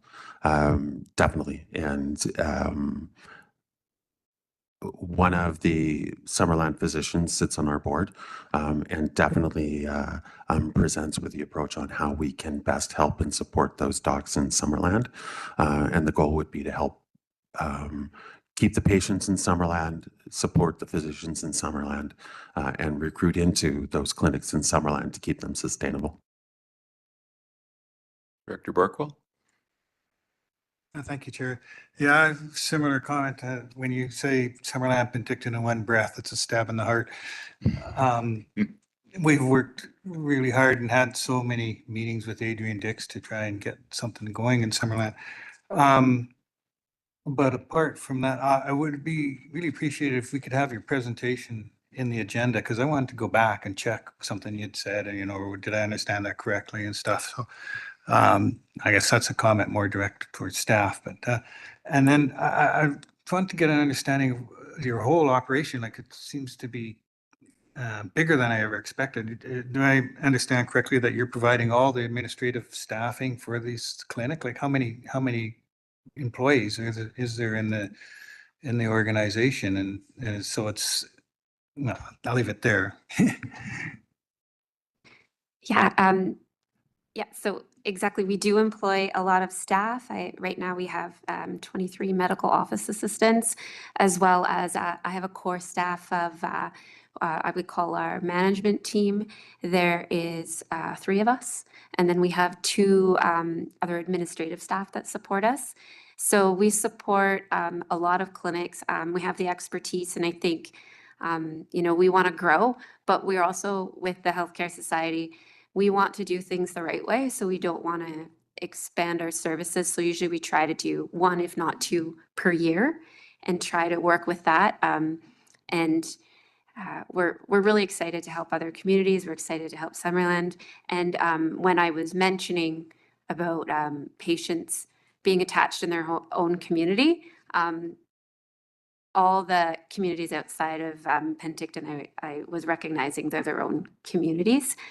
So I think right now, because we're not for profit, we just have to wait until we have the funds to hire more staff to support and grow. And as we take on more projects, we can do that. But we do have quite a few staff, but we're almost like, I think, a little bit silent right now. I'm not sure everybody knows about us. Thank you, Chair. So there's a fee you obviously must be charging the clinics to cover the overhead and stuff. Is there any chance, like, 2.1 million was put into building this clinic, that the fee you charge would also contribute towards capital recovery? And I mention this because we did get some pushback when we were trying to work on a clinic in Summerland, that some people looked at it as a subsidy for the doctors. If they're not paying the rent, they would pay in another facility. Yeah, and so basically the physicians would pay. One of the things we have to be careful of is we don't want to destabilize all of the other community clinics in the communities. So the expectations from those that come in, from those physicians who work, is that they'll be paying the same overhead in general as what we see within the community as a whole. we don't want to be in a situation of haves and have-nots where we make it so that other clinics aren't able to hire staff because we're paying the staff much higher than they're able to do or anything like that. We don't want to be in competition. The goal is if we find a clinic that is interested in reaching out to us for help, that we're able to do that. While I've been chair of the society, the clinic I work in is not a society clinic. We've been up and running for 25 years, and my partner physicians feel that we're comfortable with where things are at right now. So when we have to hire staff, we hire staff. Definitely the physicians pay overhead as far as the lease costs. They pay the cost for the MOAs. We do access the bookkeeping team that comes from the division. We're able to contract out for their services to help with the budgets and to make sure that everybody's comfortable. At the end of the day, we're beholden to our members, which are all of the providers who work in the different programs. So we do have to answer to them and explain the costs that they'll end up paying. But the goal is that everybody's comparable and that there's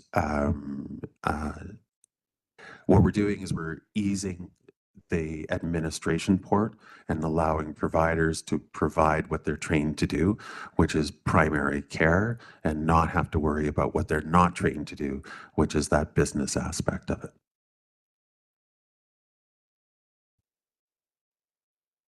All right. Thank you. Thank you, Tim. Thank you, Kelly. Much appreciated. Thank you, everyone. Thank you. Someone let Riley know that we're done, and we'll move into our next item, which is capital bylaw number 173, 2025. I'll pass this over to our CEO. Thank you, Chair. The purpose of this report is to obtain long-term financing through the Municipal Finance Authority to support funding for the reallocation of the oncology department at the Penticton Regional Hospital, with the staff recommendation being that bylaw 173, 2025 Okanagan, Similkameen Regional Hospital District Capital Bylaw be read first, second, and third time and adopted. Staff is here to answer questions, but there's no presentation. Thank you, CEO. And this is to borrow money to pay money that we've already made a commitment to. Moved. Second. Any further discussion? I'll call the question. All in favor? Opposed? Motion is carried. Moving to capital bylaw 174, 2025. CEO. My computer's on pause, but I will read the recommendation. The recommendation in this case is that bylaw 173, 2025 Okanagan-Similkameen Regional Hospital District Capital Bylaw be read a first, second, and third time and be adopted. And staff can just give you a brief outline of what this is about because my computer died.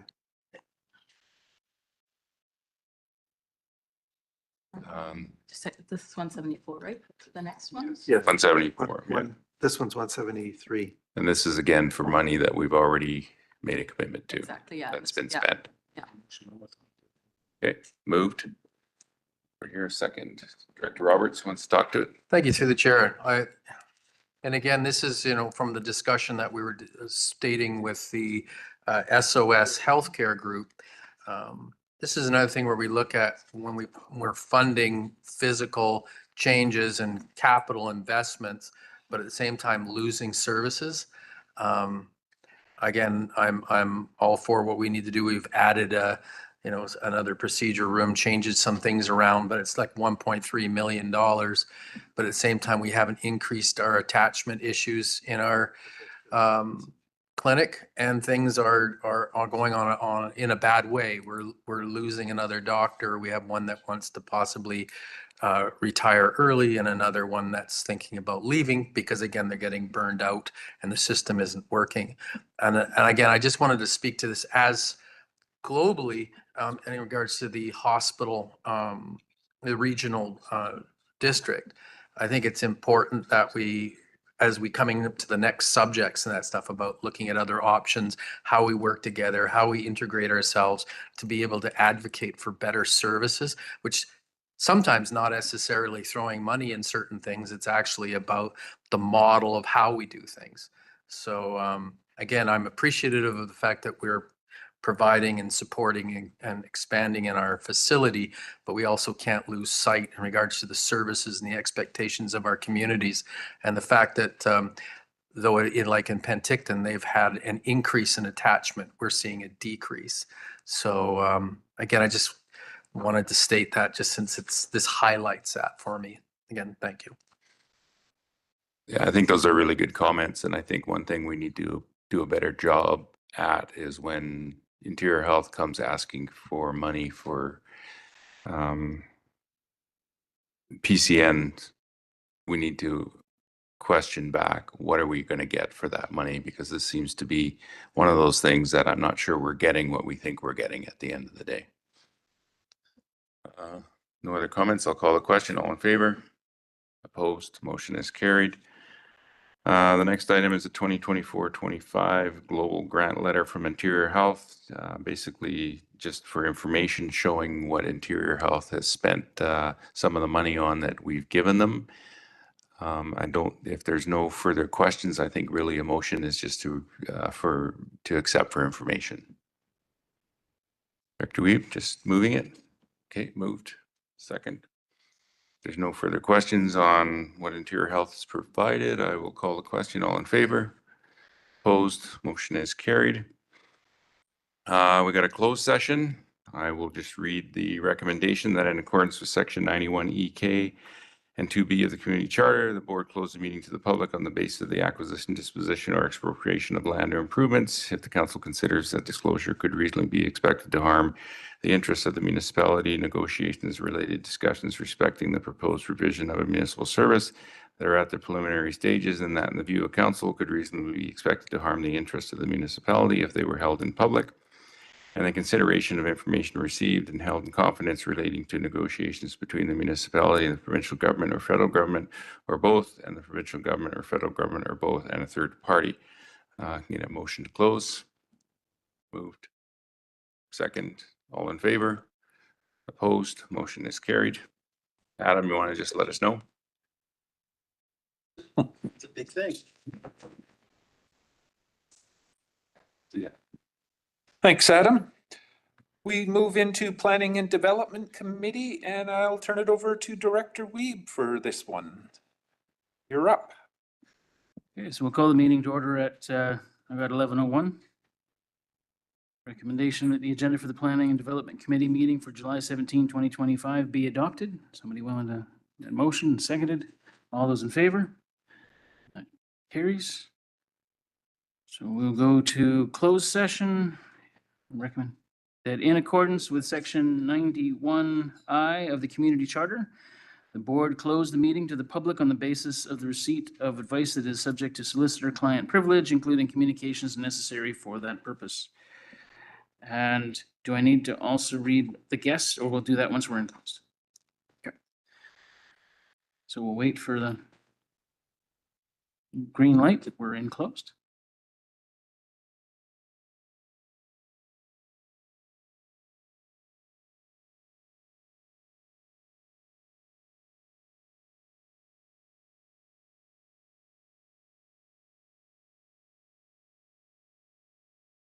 Now that we're back and open, we'll call for a motion to adjourn the meeting at, I got about 12:08.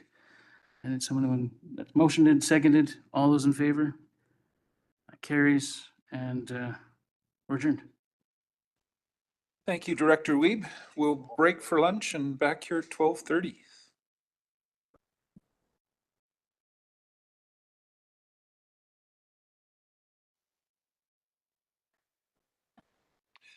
Yeah, we're nip and tuck on the quorum.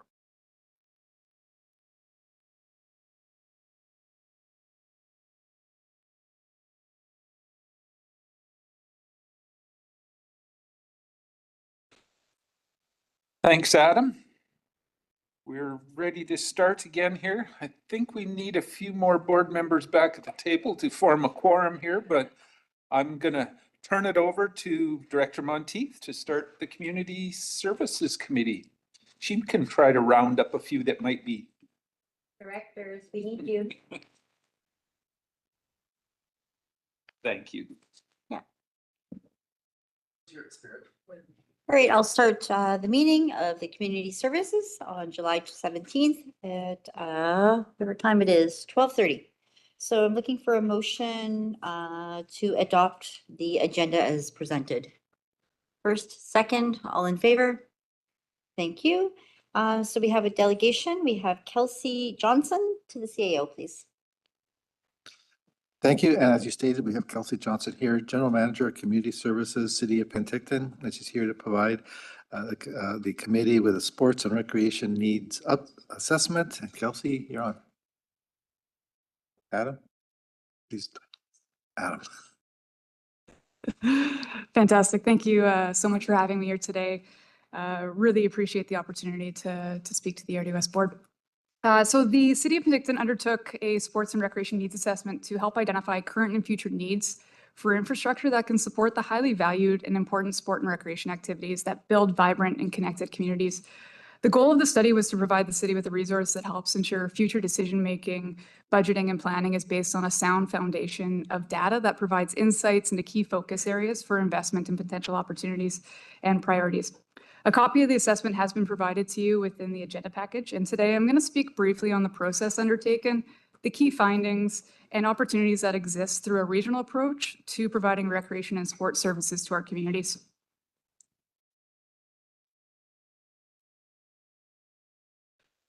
So the scope really focused on understanding the state of sports and recreation in Penticton, identifying key trends, what the demand drivers are, and other factors that influence future needs. And through that analysis, recommended high-level infrastructure priorities and potential strategies to meet the identified needs and leverage the highest amount of community benefit.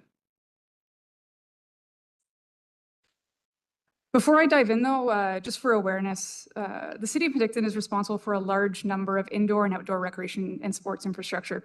4 arena ice sheets, 1 artificial turf, a curling rink, aquatic center, gymnasium, 2 indoor walking tracks, 5 rectangle sports fields, 6 ball diamonds, a BMX track, 13 pickleball courts, and 2 disc golf courses, just to name a few. The majority of this infrastructure serves the broader South Okanagan region, as they are unique amenities that aren't really available in other communities. For example, our indoor aquatic center draws people from Peachland to Osoyoos, largely because it's one of the only facilities of its type in the area. It's open year-round and provides a full family recreation experience. Our 4 arena ice sheets, 5 soccer pitches, and 6 ball diamonds support minor sport associations that provide service to Penticton and area, with their registration catchment areas inclusive of RDOS areas such as West Bench, Naramata, OK Falls, and beyond. Furthermore, within all of these spaces, we, the City of Penticton, are responsible for a significant amount of direct programming and services. So this includes swim lessons, fitness classes, day camps, public skating, and general recreation programs. And these services are available to both residents and non-residents. Before I really dive in, again, it's important to recognize that the sports and recreation activities and opportunities benefit our communities in both direct and indirect ways.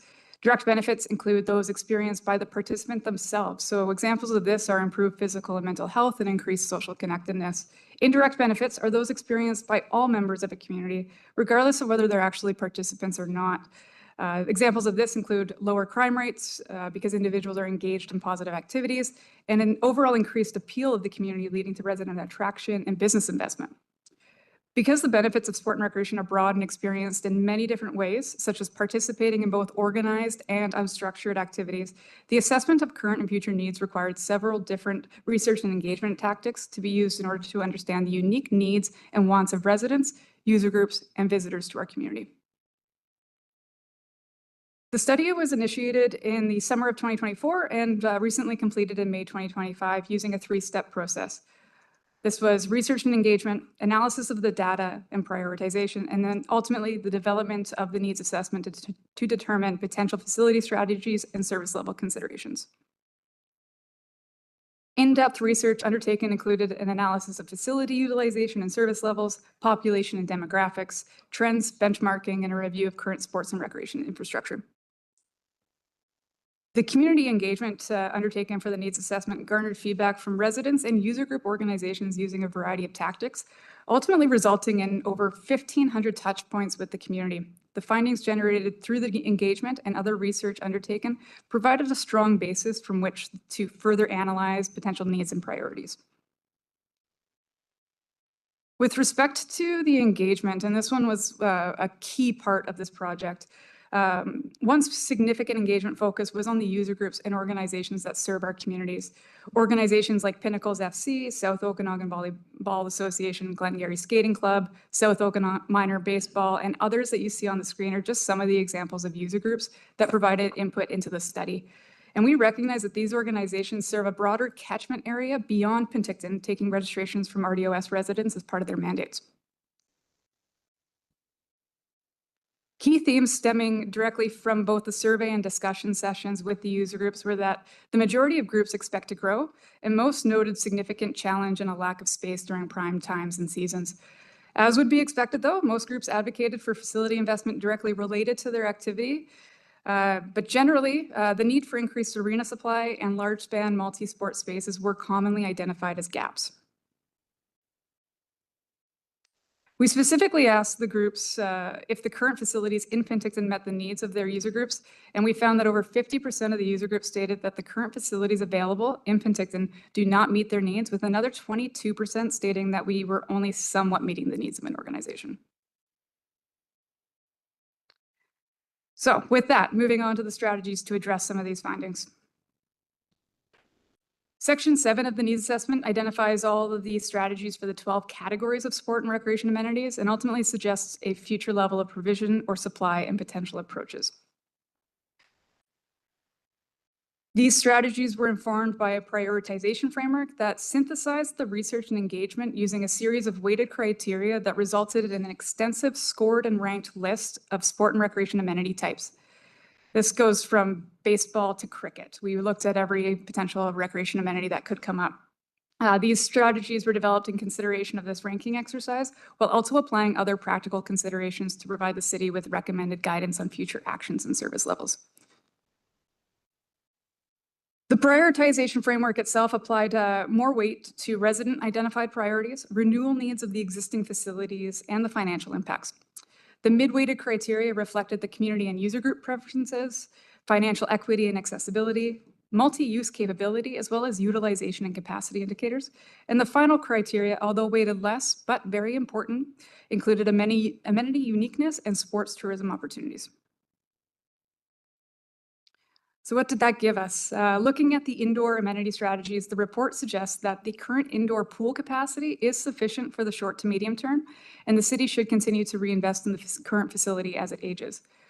With the arena supply, strategies support the need to renew or replace McLaren and Memorial Arenas as they've both reached their end of life, while also looking to add an additional ice sheet over the next 5 to 10 years to meet the projected demands. Curling is recommended to maintain the service provision of 6 sheets and explore options to replace the clubhouse as it's an aging facility. And then there are a number of recommendations around increasing the supply of indoor large span multi-use facilities, including increasing access to school gymnasiums and including a second community gymnasium as part of a future facility development. And lastly, on the indoor amenities, considering an indoor climbing wall and walking track as part of a future facility development. For the outdoor amenities, we found that our rectangle sports fields are completely oversubscribed and beyond capacity, and the recommendation is to add high-quality rectangle fields to the system and also include the investigation of artificial turf, as that would actually increase the capacity. It extends the seasons and operability of those field spaces. It's also recommended that we investigate options for a hub site for 3 to 4 ball diamonds, and this is largely driven to support sport hosting capacity for ball sports. And then with our sport courts, again, a number of recommendations here, and we'll continue to monitor the trends and changes as pickleball continues to grow and new sports come online within that avenue. So we'll continue to monitor that. And it's recommended that we also undertake future planning to explore priority projects and opportunities for trail-based activities. Now, I mentioned earlier that the user groups which serve our South Okanagan region provided significant input into this process, and we are seeing them as a major demand driver on our sport and recreation amenities. So the needs assessment has provided us with these 12 areas of focus for the supply and service level provisions to meet these demands, which are ultimately suggesting investments into bringing additional supply online to meet the needs. Another option for addressing these tipping points, though, and for new infrastructure is taking more of a demand management approach. So instead of continuing to put facilities online to increase and meet those increasing demands, we actually manage the demand in a way. And this would be largely by consider only the needs and demands of the residents that fund the amenities. A small example of this is how we've managed a service that couldn't meet demands in recent years with swimming lessons. So post-COVID, we experienced significant demand for this service that we just couldn't meet, and it resulted in lengthy wait lists. We reviewed the service level and recognized that a number of non-residents were getting access to this service ahead of Penticton residents who were responsible for funding that service. In response to this, we instated resident priority registration on the service level, and that was a demand management tool.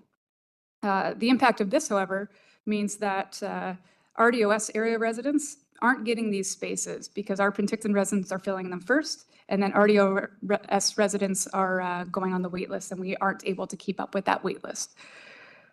Now, as we look to address the demands for other sport amenities and facilities such as ice rinks and sports fields, this logic can also be applied to how we allocate our spaces.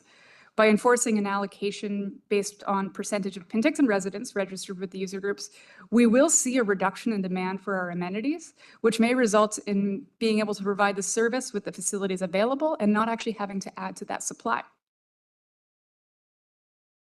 That said, as we look to the future of sports and recreation in our region, there are opportunities for greater collaboration to ensure services and the opportunities are available to all residents of the region. One approach includes exploring options to add supply using RDOS amenities. So things like ball diamonds, rectangle sports fields that can be included in the provision of the supply for our user groups to book as part of their service delivery is an option. Another area is for greater collaboration on trails and pathways. We did find that trails and pathways was the top ranked priority for our residents. And I would hazard a pretty good guess that you would find the same or similar result within your residents as well if a survey was conducted. The resources are there on both sides, and there's certainly a natural fit for our resources to work together to achieve some of the demands we're seeing for trail-based activities like disc golf, mountain bike skills parks, and other trail-based activities. And then finally, funding. The current demand of the region is creating a tipping point for investment into new infrastructure like arenas and multi-sport centers. Regional funding to support these investments will support regional communities in accessing these opportunities, as well as accessing the benefits of sports and recreation opportunities. Now, I'm not here with a specific ask today, just more so to raise awareness of the analysis, the findings, but more so to offer opportunities to ensure RDOS residents have access to these important amenities. With the completion of the study, the city will be looking to make progress on some of these identified strategies, and we really do hope to include the RD on some of the solutions. We invite further conversation and collaboration with RDOS staff should the board provide formal or informal direction. And certainly welcome that opportunity now and into the future. And with that, just a final thank you for your time and the opportunity to be here today, and I'm happy to take any questions. Director Taylor. Great presentation, thanks. You need to go faster. Can you tell me what community residents pay tax-wise on, say, an average $500,000 house for recreation facilities? Do you have a line item?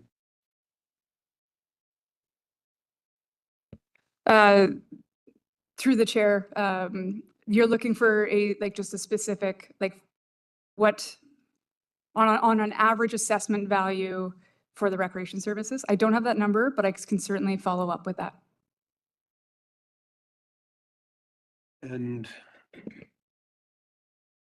I mean, I think I sense where this is desired to go and have an open discussion on regional district financing or contribution to some of the amenities that Penticton has. I'm interested in seeing that discussion go forward. I think that would be useful. But I do think there's a sliding scale as it's, the people closest to the hub use the amenities a lot. As you get further away, I mean, I know I drive and I use the swimming pool and I use the gym quite a bit. I don't know too many people from Okanagan Falls that do. I do know that there are some. When you get further down to Oliver, I'm not sure how many people drive up to use many of the facilities. Although I would accept that they might have a kid in swim club or some really targeted thing like that. But just to go and use the facility themselves, not so much. So generally supportive in seeing this discussion go further. Director Holmes. Yeah, thanks. Just have a question about the ice sheets. So of the 3 ice sheets, I was kind of surprised that McLaren has the highest hours booked. And if you look at the prime time hours, they're all about the same, but the non-prime time, that's where McLaren is really way above the others. And I'm just wondering why that is, given that McLaren is probably the least desirable of the 3. Through the chair, it certainly has a special place in many hearts. I understand, though, it doesn't have the full amenity that the other rinks do, and it is undersized. That specific arena is operated directly by the City of Penticton, and we do a lot of public programming within it throughout the daytime. So we have that added user in that we provide community programs during the day, and we're able to fill those non-prime time hours in that way. Just to follow up then, just guess for your information, my own experience. So in Summerland, we have drop-in hockey run by the municipality 3 times a week. And I would say at least half, maybe most of the people are from Penticton who come to drop-in hockey.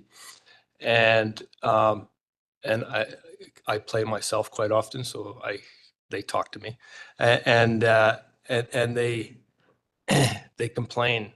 They love coming to Summerland to play because it's the opportunity in Penticton is very limited for them. I think it's only once a week, and it's at McLaren, and they hate playing at McLaren, and because of the size mainly.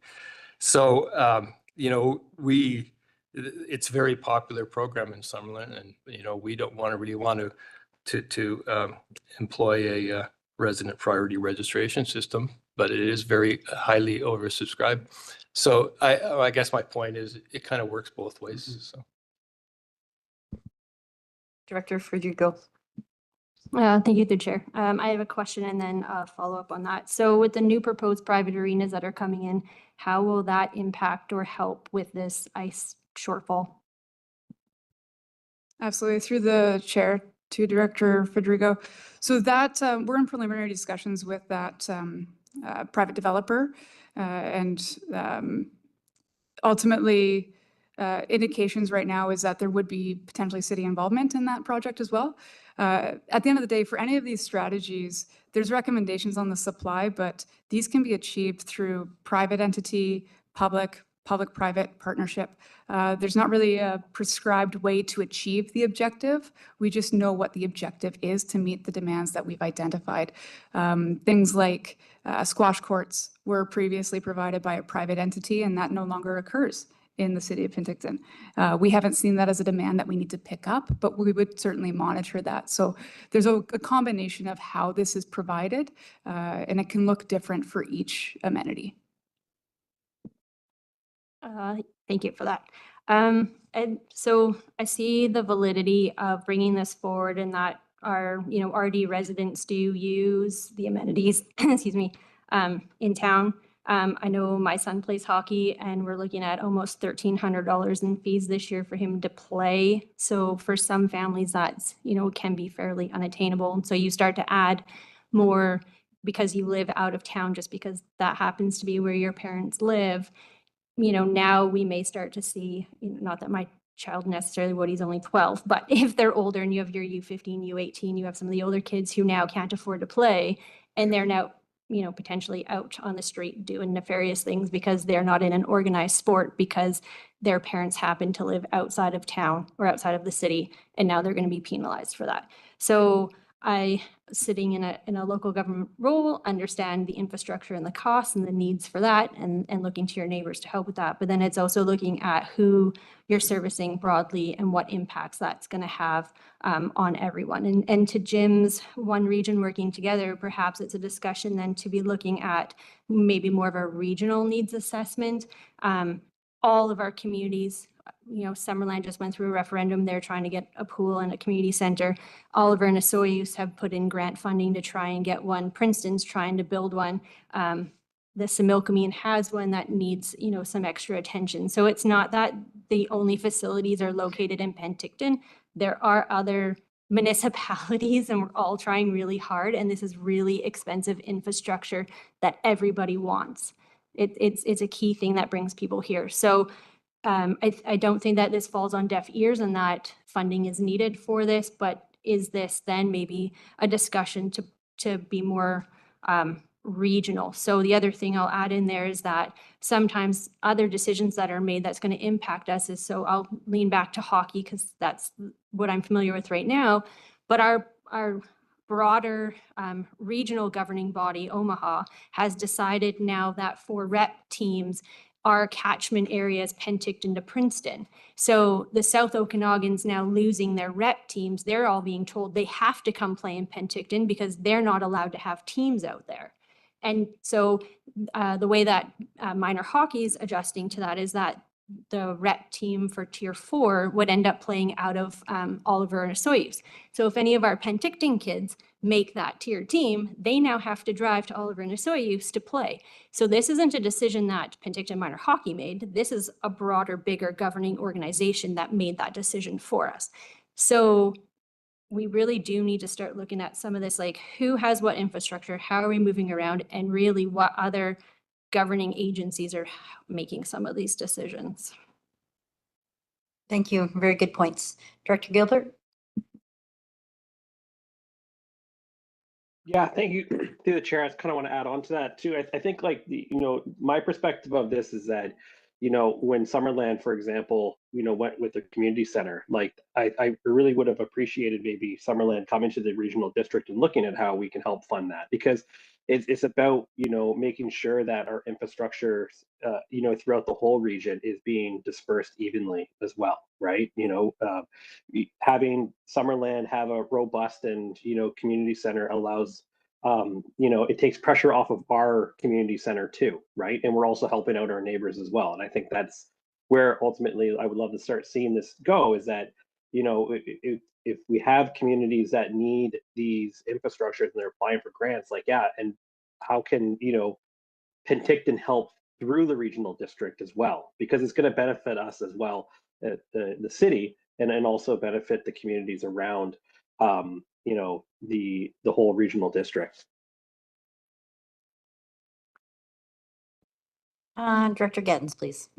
Thanks to the chair.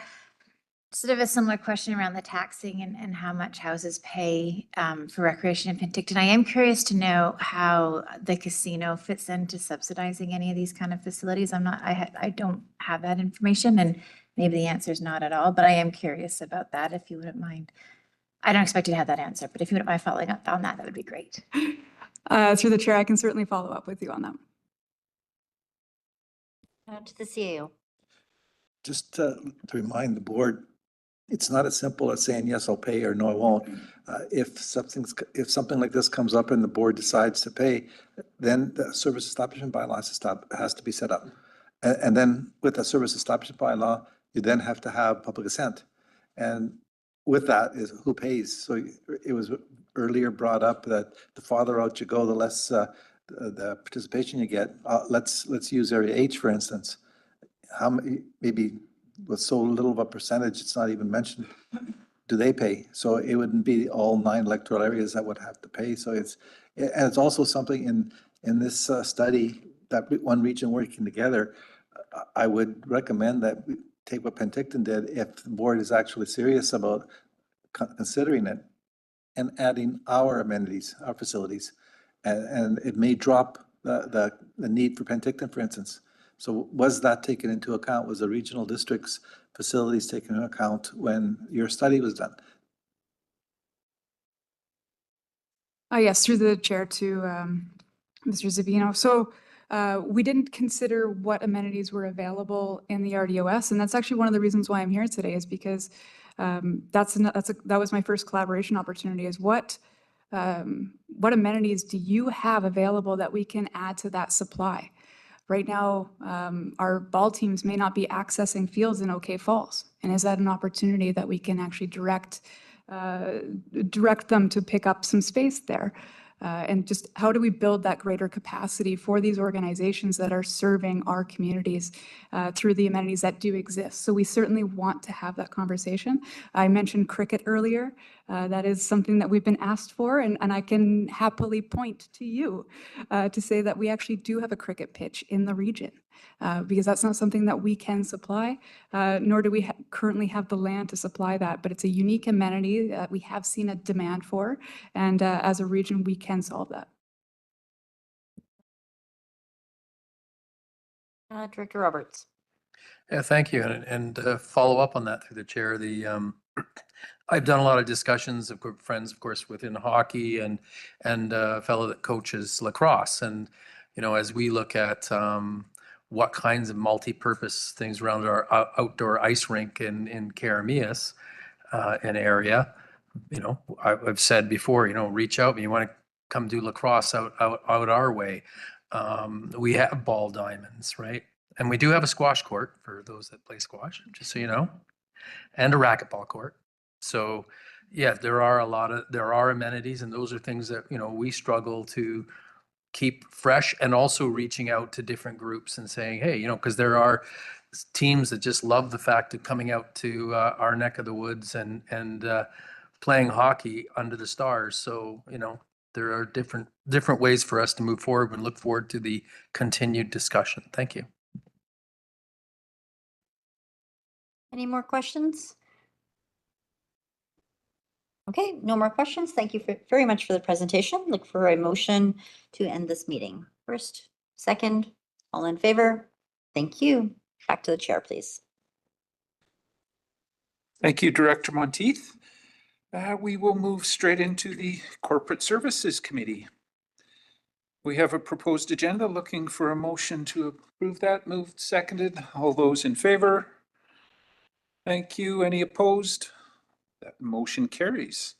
We just have the one item on the agenda at this stage. It's a delegation from Mr. Makings in regards to a pre-budget workshop, but I'll turn it over to the CAO first. Thank you, Chair. It is that time of year where it's budget time, and Mr. Making is the Deputy CFO. He thought that, and it's a good idea to do a pre-budget workshop and he's here to answer questions. Wayne, is there a PowerPoint? No PowerPoint, but he has given you a draft budget that is, and I say it's not realistic, and Wayne will talk about that. All right. So ahead, I had a presentation prepared, and I realized that there was some confusion on the handout that I had given out, and I'm going to do it in reverse. So I'm going to touch on that first, and then we'll go into the budget guidelines. So what I gave you guys as a handout on one side was budget presentation improvements that we've come up with, and on the other side is the deadlines for the budget. So we'll touch on the first improvements that we were making. I took recommendations from directors on what they would like to see and how to improve the process. So I took general government, and the numbers from 26 to 30 are not accurate. There's not going to be a 77% increase over year, so do not worry about that. The wage and administration lines are not accurate, which is what prompted that 77%. So do not be worried about that. I should have put out watermark across saying example only or something to that effect, so. But if we look at this sheet, this is what the directors will receive after, budget workshop, or I guess not after budget workshop, after the SMT has gone through the draft budget, then you will get the budget on, sorry, I gotta go back to my thing here. I believe it was November. Yeah, November 3rd is when you would see the budget in draft form. So it would come in a PDF like this. At the top, you'll have your establishment bylaw. Right next to it where it says no tax limit, that would be the actual limit to today's current assessed value based on the establishment bylaw. And then there's underneath the GL account, the blue banner, there's an actuals and reserve balances. That's when the actuals were last updated. So come in November, it'll be probably October 31st or something similar to that to show you what the actuals for the year is. Then the 2025 budget year, that's what was adopted. And then the 26 to 30 will show what is proposed by management. If we go down to the bottom, there's a line for participating municipalities and electoral areas. That shows who pays for that service. So in this case, it's all. In other cases, it may be just a couple different areas, but it'll specifically say who is involved in that. And then below that is the reserves. There was a request for having reserve balances for each service. So there'll be a description of the reserve, then the audited balance, which in this case is the December 31st, 2024. And then there'll be the 5-year commitments. So that's all the transfers from capital reserve and other services. And then the projected balance is what would be at the end of that 5-year of commitments. So that would give directors an idea of where the reserve balances are sitting.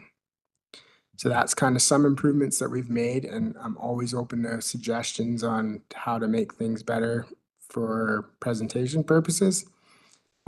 We are also working on the printable version of this. So this will come in a PDF version, which you can use the magnifying glass to see. But if you're to print it out, it is fairly small. So I have to figure out a way to make it where it will print on maybe 8.5 by 14 or 11 by 17 paper to make it more visible in print version. So I'm working on that. The other thing I'm working on was to get visualizations for the taxpayer. So when we do our budget presentations, they'll be able to see what percentage of their tax requisition goes to what service. So I'm working on that.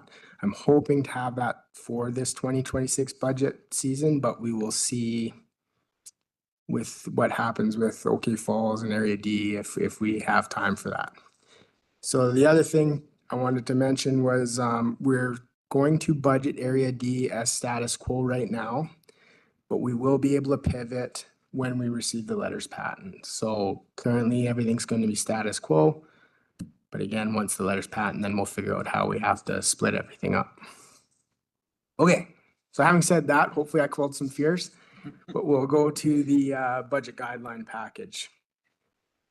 So we sent the budget guideline package out in May to you guys, so hopefully you've had a chance to look at it. We had a meeting with management on June 18th to discuss the package and talk about some improvements being implemented. So the main improvement that we want to see is we want to see better communication between management and directors regarding services that are under their purview. By having better communication, everybody involved with the service will be informed, and there should be no surprises when the budget gets presented. The guidelines outline that there's going to be a maximum of 4% increase, not 77%, as seen on the other one. So a 4% for the whole service, unless otherwise directed by directors. So management for 2026 will be budgeting to the same service level as is being executed in 2025. If a director would like to change the service level, conversations with the managing directors need to be had sooner rather than later. And then management can have the changes requested prepared for the October 3rd budget deadline. To ensure the change is communicated A director change request form will need to be filled out. These change requests will be logged and presented to the board at the November budget workshops. So management this year is also going to be focusing, making sure that the strategic priorities from the board are captured in the budget documents. Reserve balances as of December 2024 are on pages 25 to 30 for every service that we have in the budget guidelines. Budget dates can be found on page 18 or in the back of the handout that I gave you today. And the people online, sorry. Adam, can you bring up that PDF? I totally forgot about you online people. I've got the handout here that I'll show you.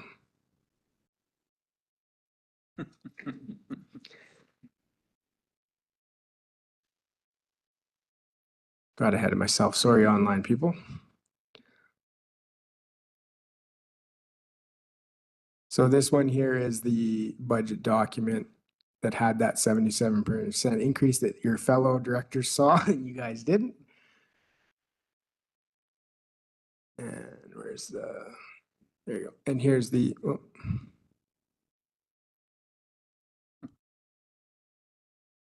Backwards. And here are the budget deadlines that can be found in the budget guidelines document.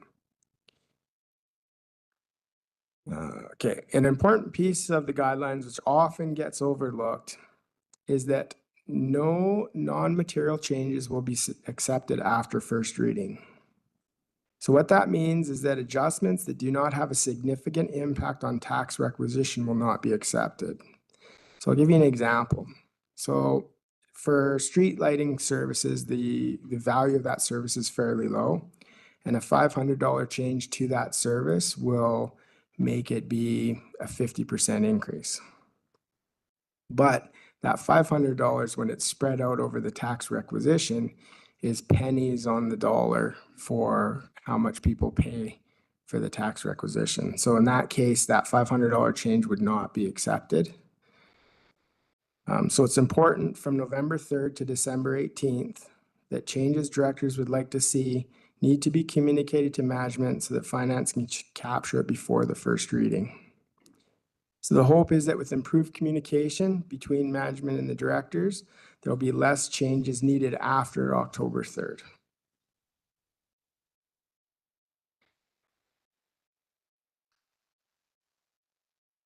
And then the other last piece on the guidelines document is that material changes after first reading must be done through the managing director, who will ensure that the proper form is completed. And that is it. I'm open to questions and comments. Start with Director Bush. Thanks, Wayne. So if we do an increase, let's say to Cobo Park, that I put it through gas tax, is that included in that 4%? No, that will be through the capital budget, which will not see an increase in percentage. Okay. Okay, Director Monteith. Thank you. Through the chair, I appreciate seeing how the format's changed, and I really like that you've incorporated some of our suggestions. One of the things that I saw that Director Pendergraft had was that breakout of his services that not his entire area paid into. Are we able to do that for Apex Fire, Cleeden Fire, and Cleeden Park and Recreation for Area I? Because not all of my area pays into those services. So to have it broke out on the bottom versus when people look at the entire Area I budget, they assume they're paying the bottom line, but some are not in recreation, some are not in fire, some are both in one fire and recreation. So they need to be able to pick out where they're at. Is that possible to get it like Director Pendergraft has? I will have to see what you're talking about for Director Pendergraft's compared to yours, but the intent is when I do the visualizations for the taxpayer that they will be able to decipher how much they're paying for each service. With the Apex Fire, like your area is kind of unique where you have the Apex residents aren't paying for recreation, I think is one of them, and things like that. And Twin Lakes is not paying for fire protection. So hopefully with the visualization, we'll be able to show that. But I do have Schedule F, does have that outlined on there, but I'll make it clearer for sure. Just to follow up, like Farley Lake is not in either of those, right? They don't have recreation or fire protection. So, and it's really hard for me to get those calls and have to break it out. Like I spend a lot of time trying to explain to residents, like it's not the bottom line. You got to look at the services, then do the math yourself. Like it's really hard to have those, and it's constant. So I'd appreciate some clarity. Okay, CAO? This is a good opportunity that eventually staff's going to come and ask for money for new software. Because what the director is asking for, can it be done with what we're doing? Yes, because it's an Excel spreadsheet. Do we have the time to do it? Maybe yes, maybe no. And I say that, first of all, we have an unknown in going back to OK Falls, is we actually have to do 2 budgets for OK Falls. One as if it's incorporated, one as if it's not. And depending on which way it is, the second one is 2 budgets. So do we have the time? Maybe. But the intent is to try and get something together for that purpose. And that's for every area, not just area I. We're trying to do it for all like area C has the same thing with Willowbrook fire and things like that. So we're trying to get it for all the areas. Okay. Director Taylor? I'm gonna get a complex. I'm starting to feel unwanted. I like a lot of these things. I really like the reserves. Bit of reservation about not being able to make material changes. And I would like to, could you go one further instead of giving it to us in a PDF? Could you just give us the Excel? Because a lot of us are quite familiar with working it, and it would be so much easier than having to print all these things off and then write notes on them and keep track of them. Excel's built for that. You can put a comment right in the cell. Mark, can I change this? And it's logged, and then you got a history. Anyway, God. I will talk with the managing directors to see how they want to help communicating across the requests. Okay. Director Barkwell? Good luck with that. Getting to work in Summerland. I was just wondering, I mean, we try and get our utilities budget done before Christmas so that any tax increases would happen January 1st. You've got dozens and dozens and hundreds of utilities and stuff. When do you incorporate your increases that, almost inevitably every year, there's some kind of increase for your, well, now it's going to be garbage, but all these water rates and stuff, all these little water utilities and such. Staff? We do have to wait for the fees and charges bylaw to be passed, which is normally passed right about the same time as the budget. And then our utilities department has to frantically make a lot of changes. And for people that are quarterly or are paying monthly pre-authorized payments, we have to adjust all of their payments appropriately to get to that final amount that was passed in the fees and charges. So you do sort of a retroactive adjustment, and that sounds really complicated. Wouldn't it be better to adjust our budgeting schedule for at least those types of things? And then you wouldn't be doing any adjustments retroactively. We do. You're not wrong. We definitely have to look to see what people have paid to that point after the fees and charges is passed. And then you're right, we have to go back and correct the payment. CAO? So one area that makes it difficult is within the now 12 water and 2 sewer, it's all the wages are consolidated into the 165 accounts now. So we can't just estimate because there's wages in there, and a budget is best case estimate. So we want to make sure that everything across the board, all the wages are balanced. And if we start guessing early and for the utilities, we then are stuck in whatever, if we're made a mistake or we overestimated or underestimated the general, I'll call it the general account, the other 160 services would have to absorb it. So we do it all at one time. Well, Unless you were suggesting we move the budget, the whole budget process up, is that? Well, I mean, that is one thing that we did. We moved our whole budget process up, but I wondered if you could just move the utility budget process up. I don't know, your RDOS accounting could be different. And I just offering that as a suggestion that it might make life simpler. They're definitely connected. So difficult to have different timelines for them, but moving the budget process up would be quite an undertaking. Okay, did I see a hand, Director Roberts? Yes, thank you. And similar to Director Taylor, concerns in regards to as you get closer, not making changes.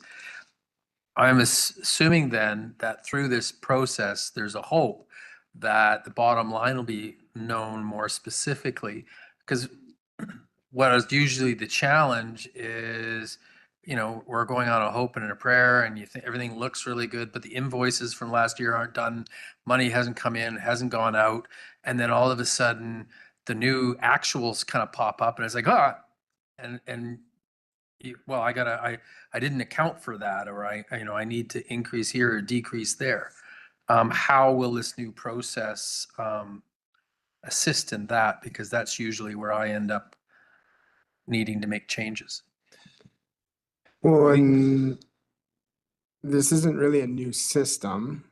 We're just voicing what the deadlines are and what the guidelines have stated the last 3 years, and we're trying to bring us more closer to that. So I wouldn't be too worried about material changes are still allowed after first reading, but the intent is to have everything tightened up after the budget workshop and before first reading so that there isn't that much to go on. If we are proactive and do the conversations before October 3rd, the draft should be closer to what the directors are expecting. Then when the numbers come to the directors in November, they should be close, really close to what the directors are expecting. And if they're not, we have from November 3rd till December 19th to have them flushed out, any changes that you want to make. And then when it goes to first reading, it should be right on to where you want it. And if it's not, then the major changes we can make. So it should run the same. We're just trying to be more proactive this year with conversations with management and directors to smooth the process out. Okay. Any other questions? Director Gettens? Thanks to the chair. I would like the budget package too, so I appreciate you putting that forward. I'm just wondering if we can get some kind of indication about our reserves and if they're healthy reserves or they're not healthy reserves. I have started the analysis to make sure that we're in with our revenue policy as well so that we're not overtaxing.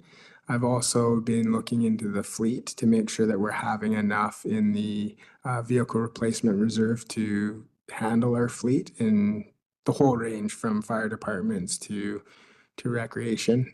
So we're right now doing that analysis, and that should be communicated when directors and management are talking in the budget process. We should be able to have those talks, and you should be updated with the reserve balances. Okay. Anything further from anybody? Not seeing any hands, so thanks. Thank you for your Over time. you. Looking forward to budget time. Thank you. All right. You are or not? No. Oh, it can be a challenge. Looking for a motion to adjourn. Moved, seconded, all in favor? Thank you. Any opposed? We are adjourned, and thank you everybody for your patience for the day.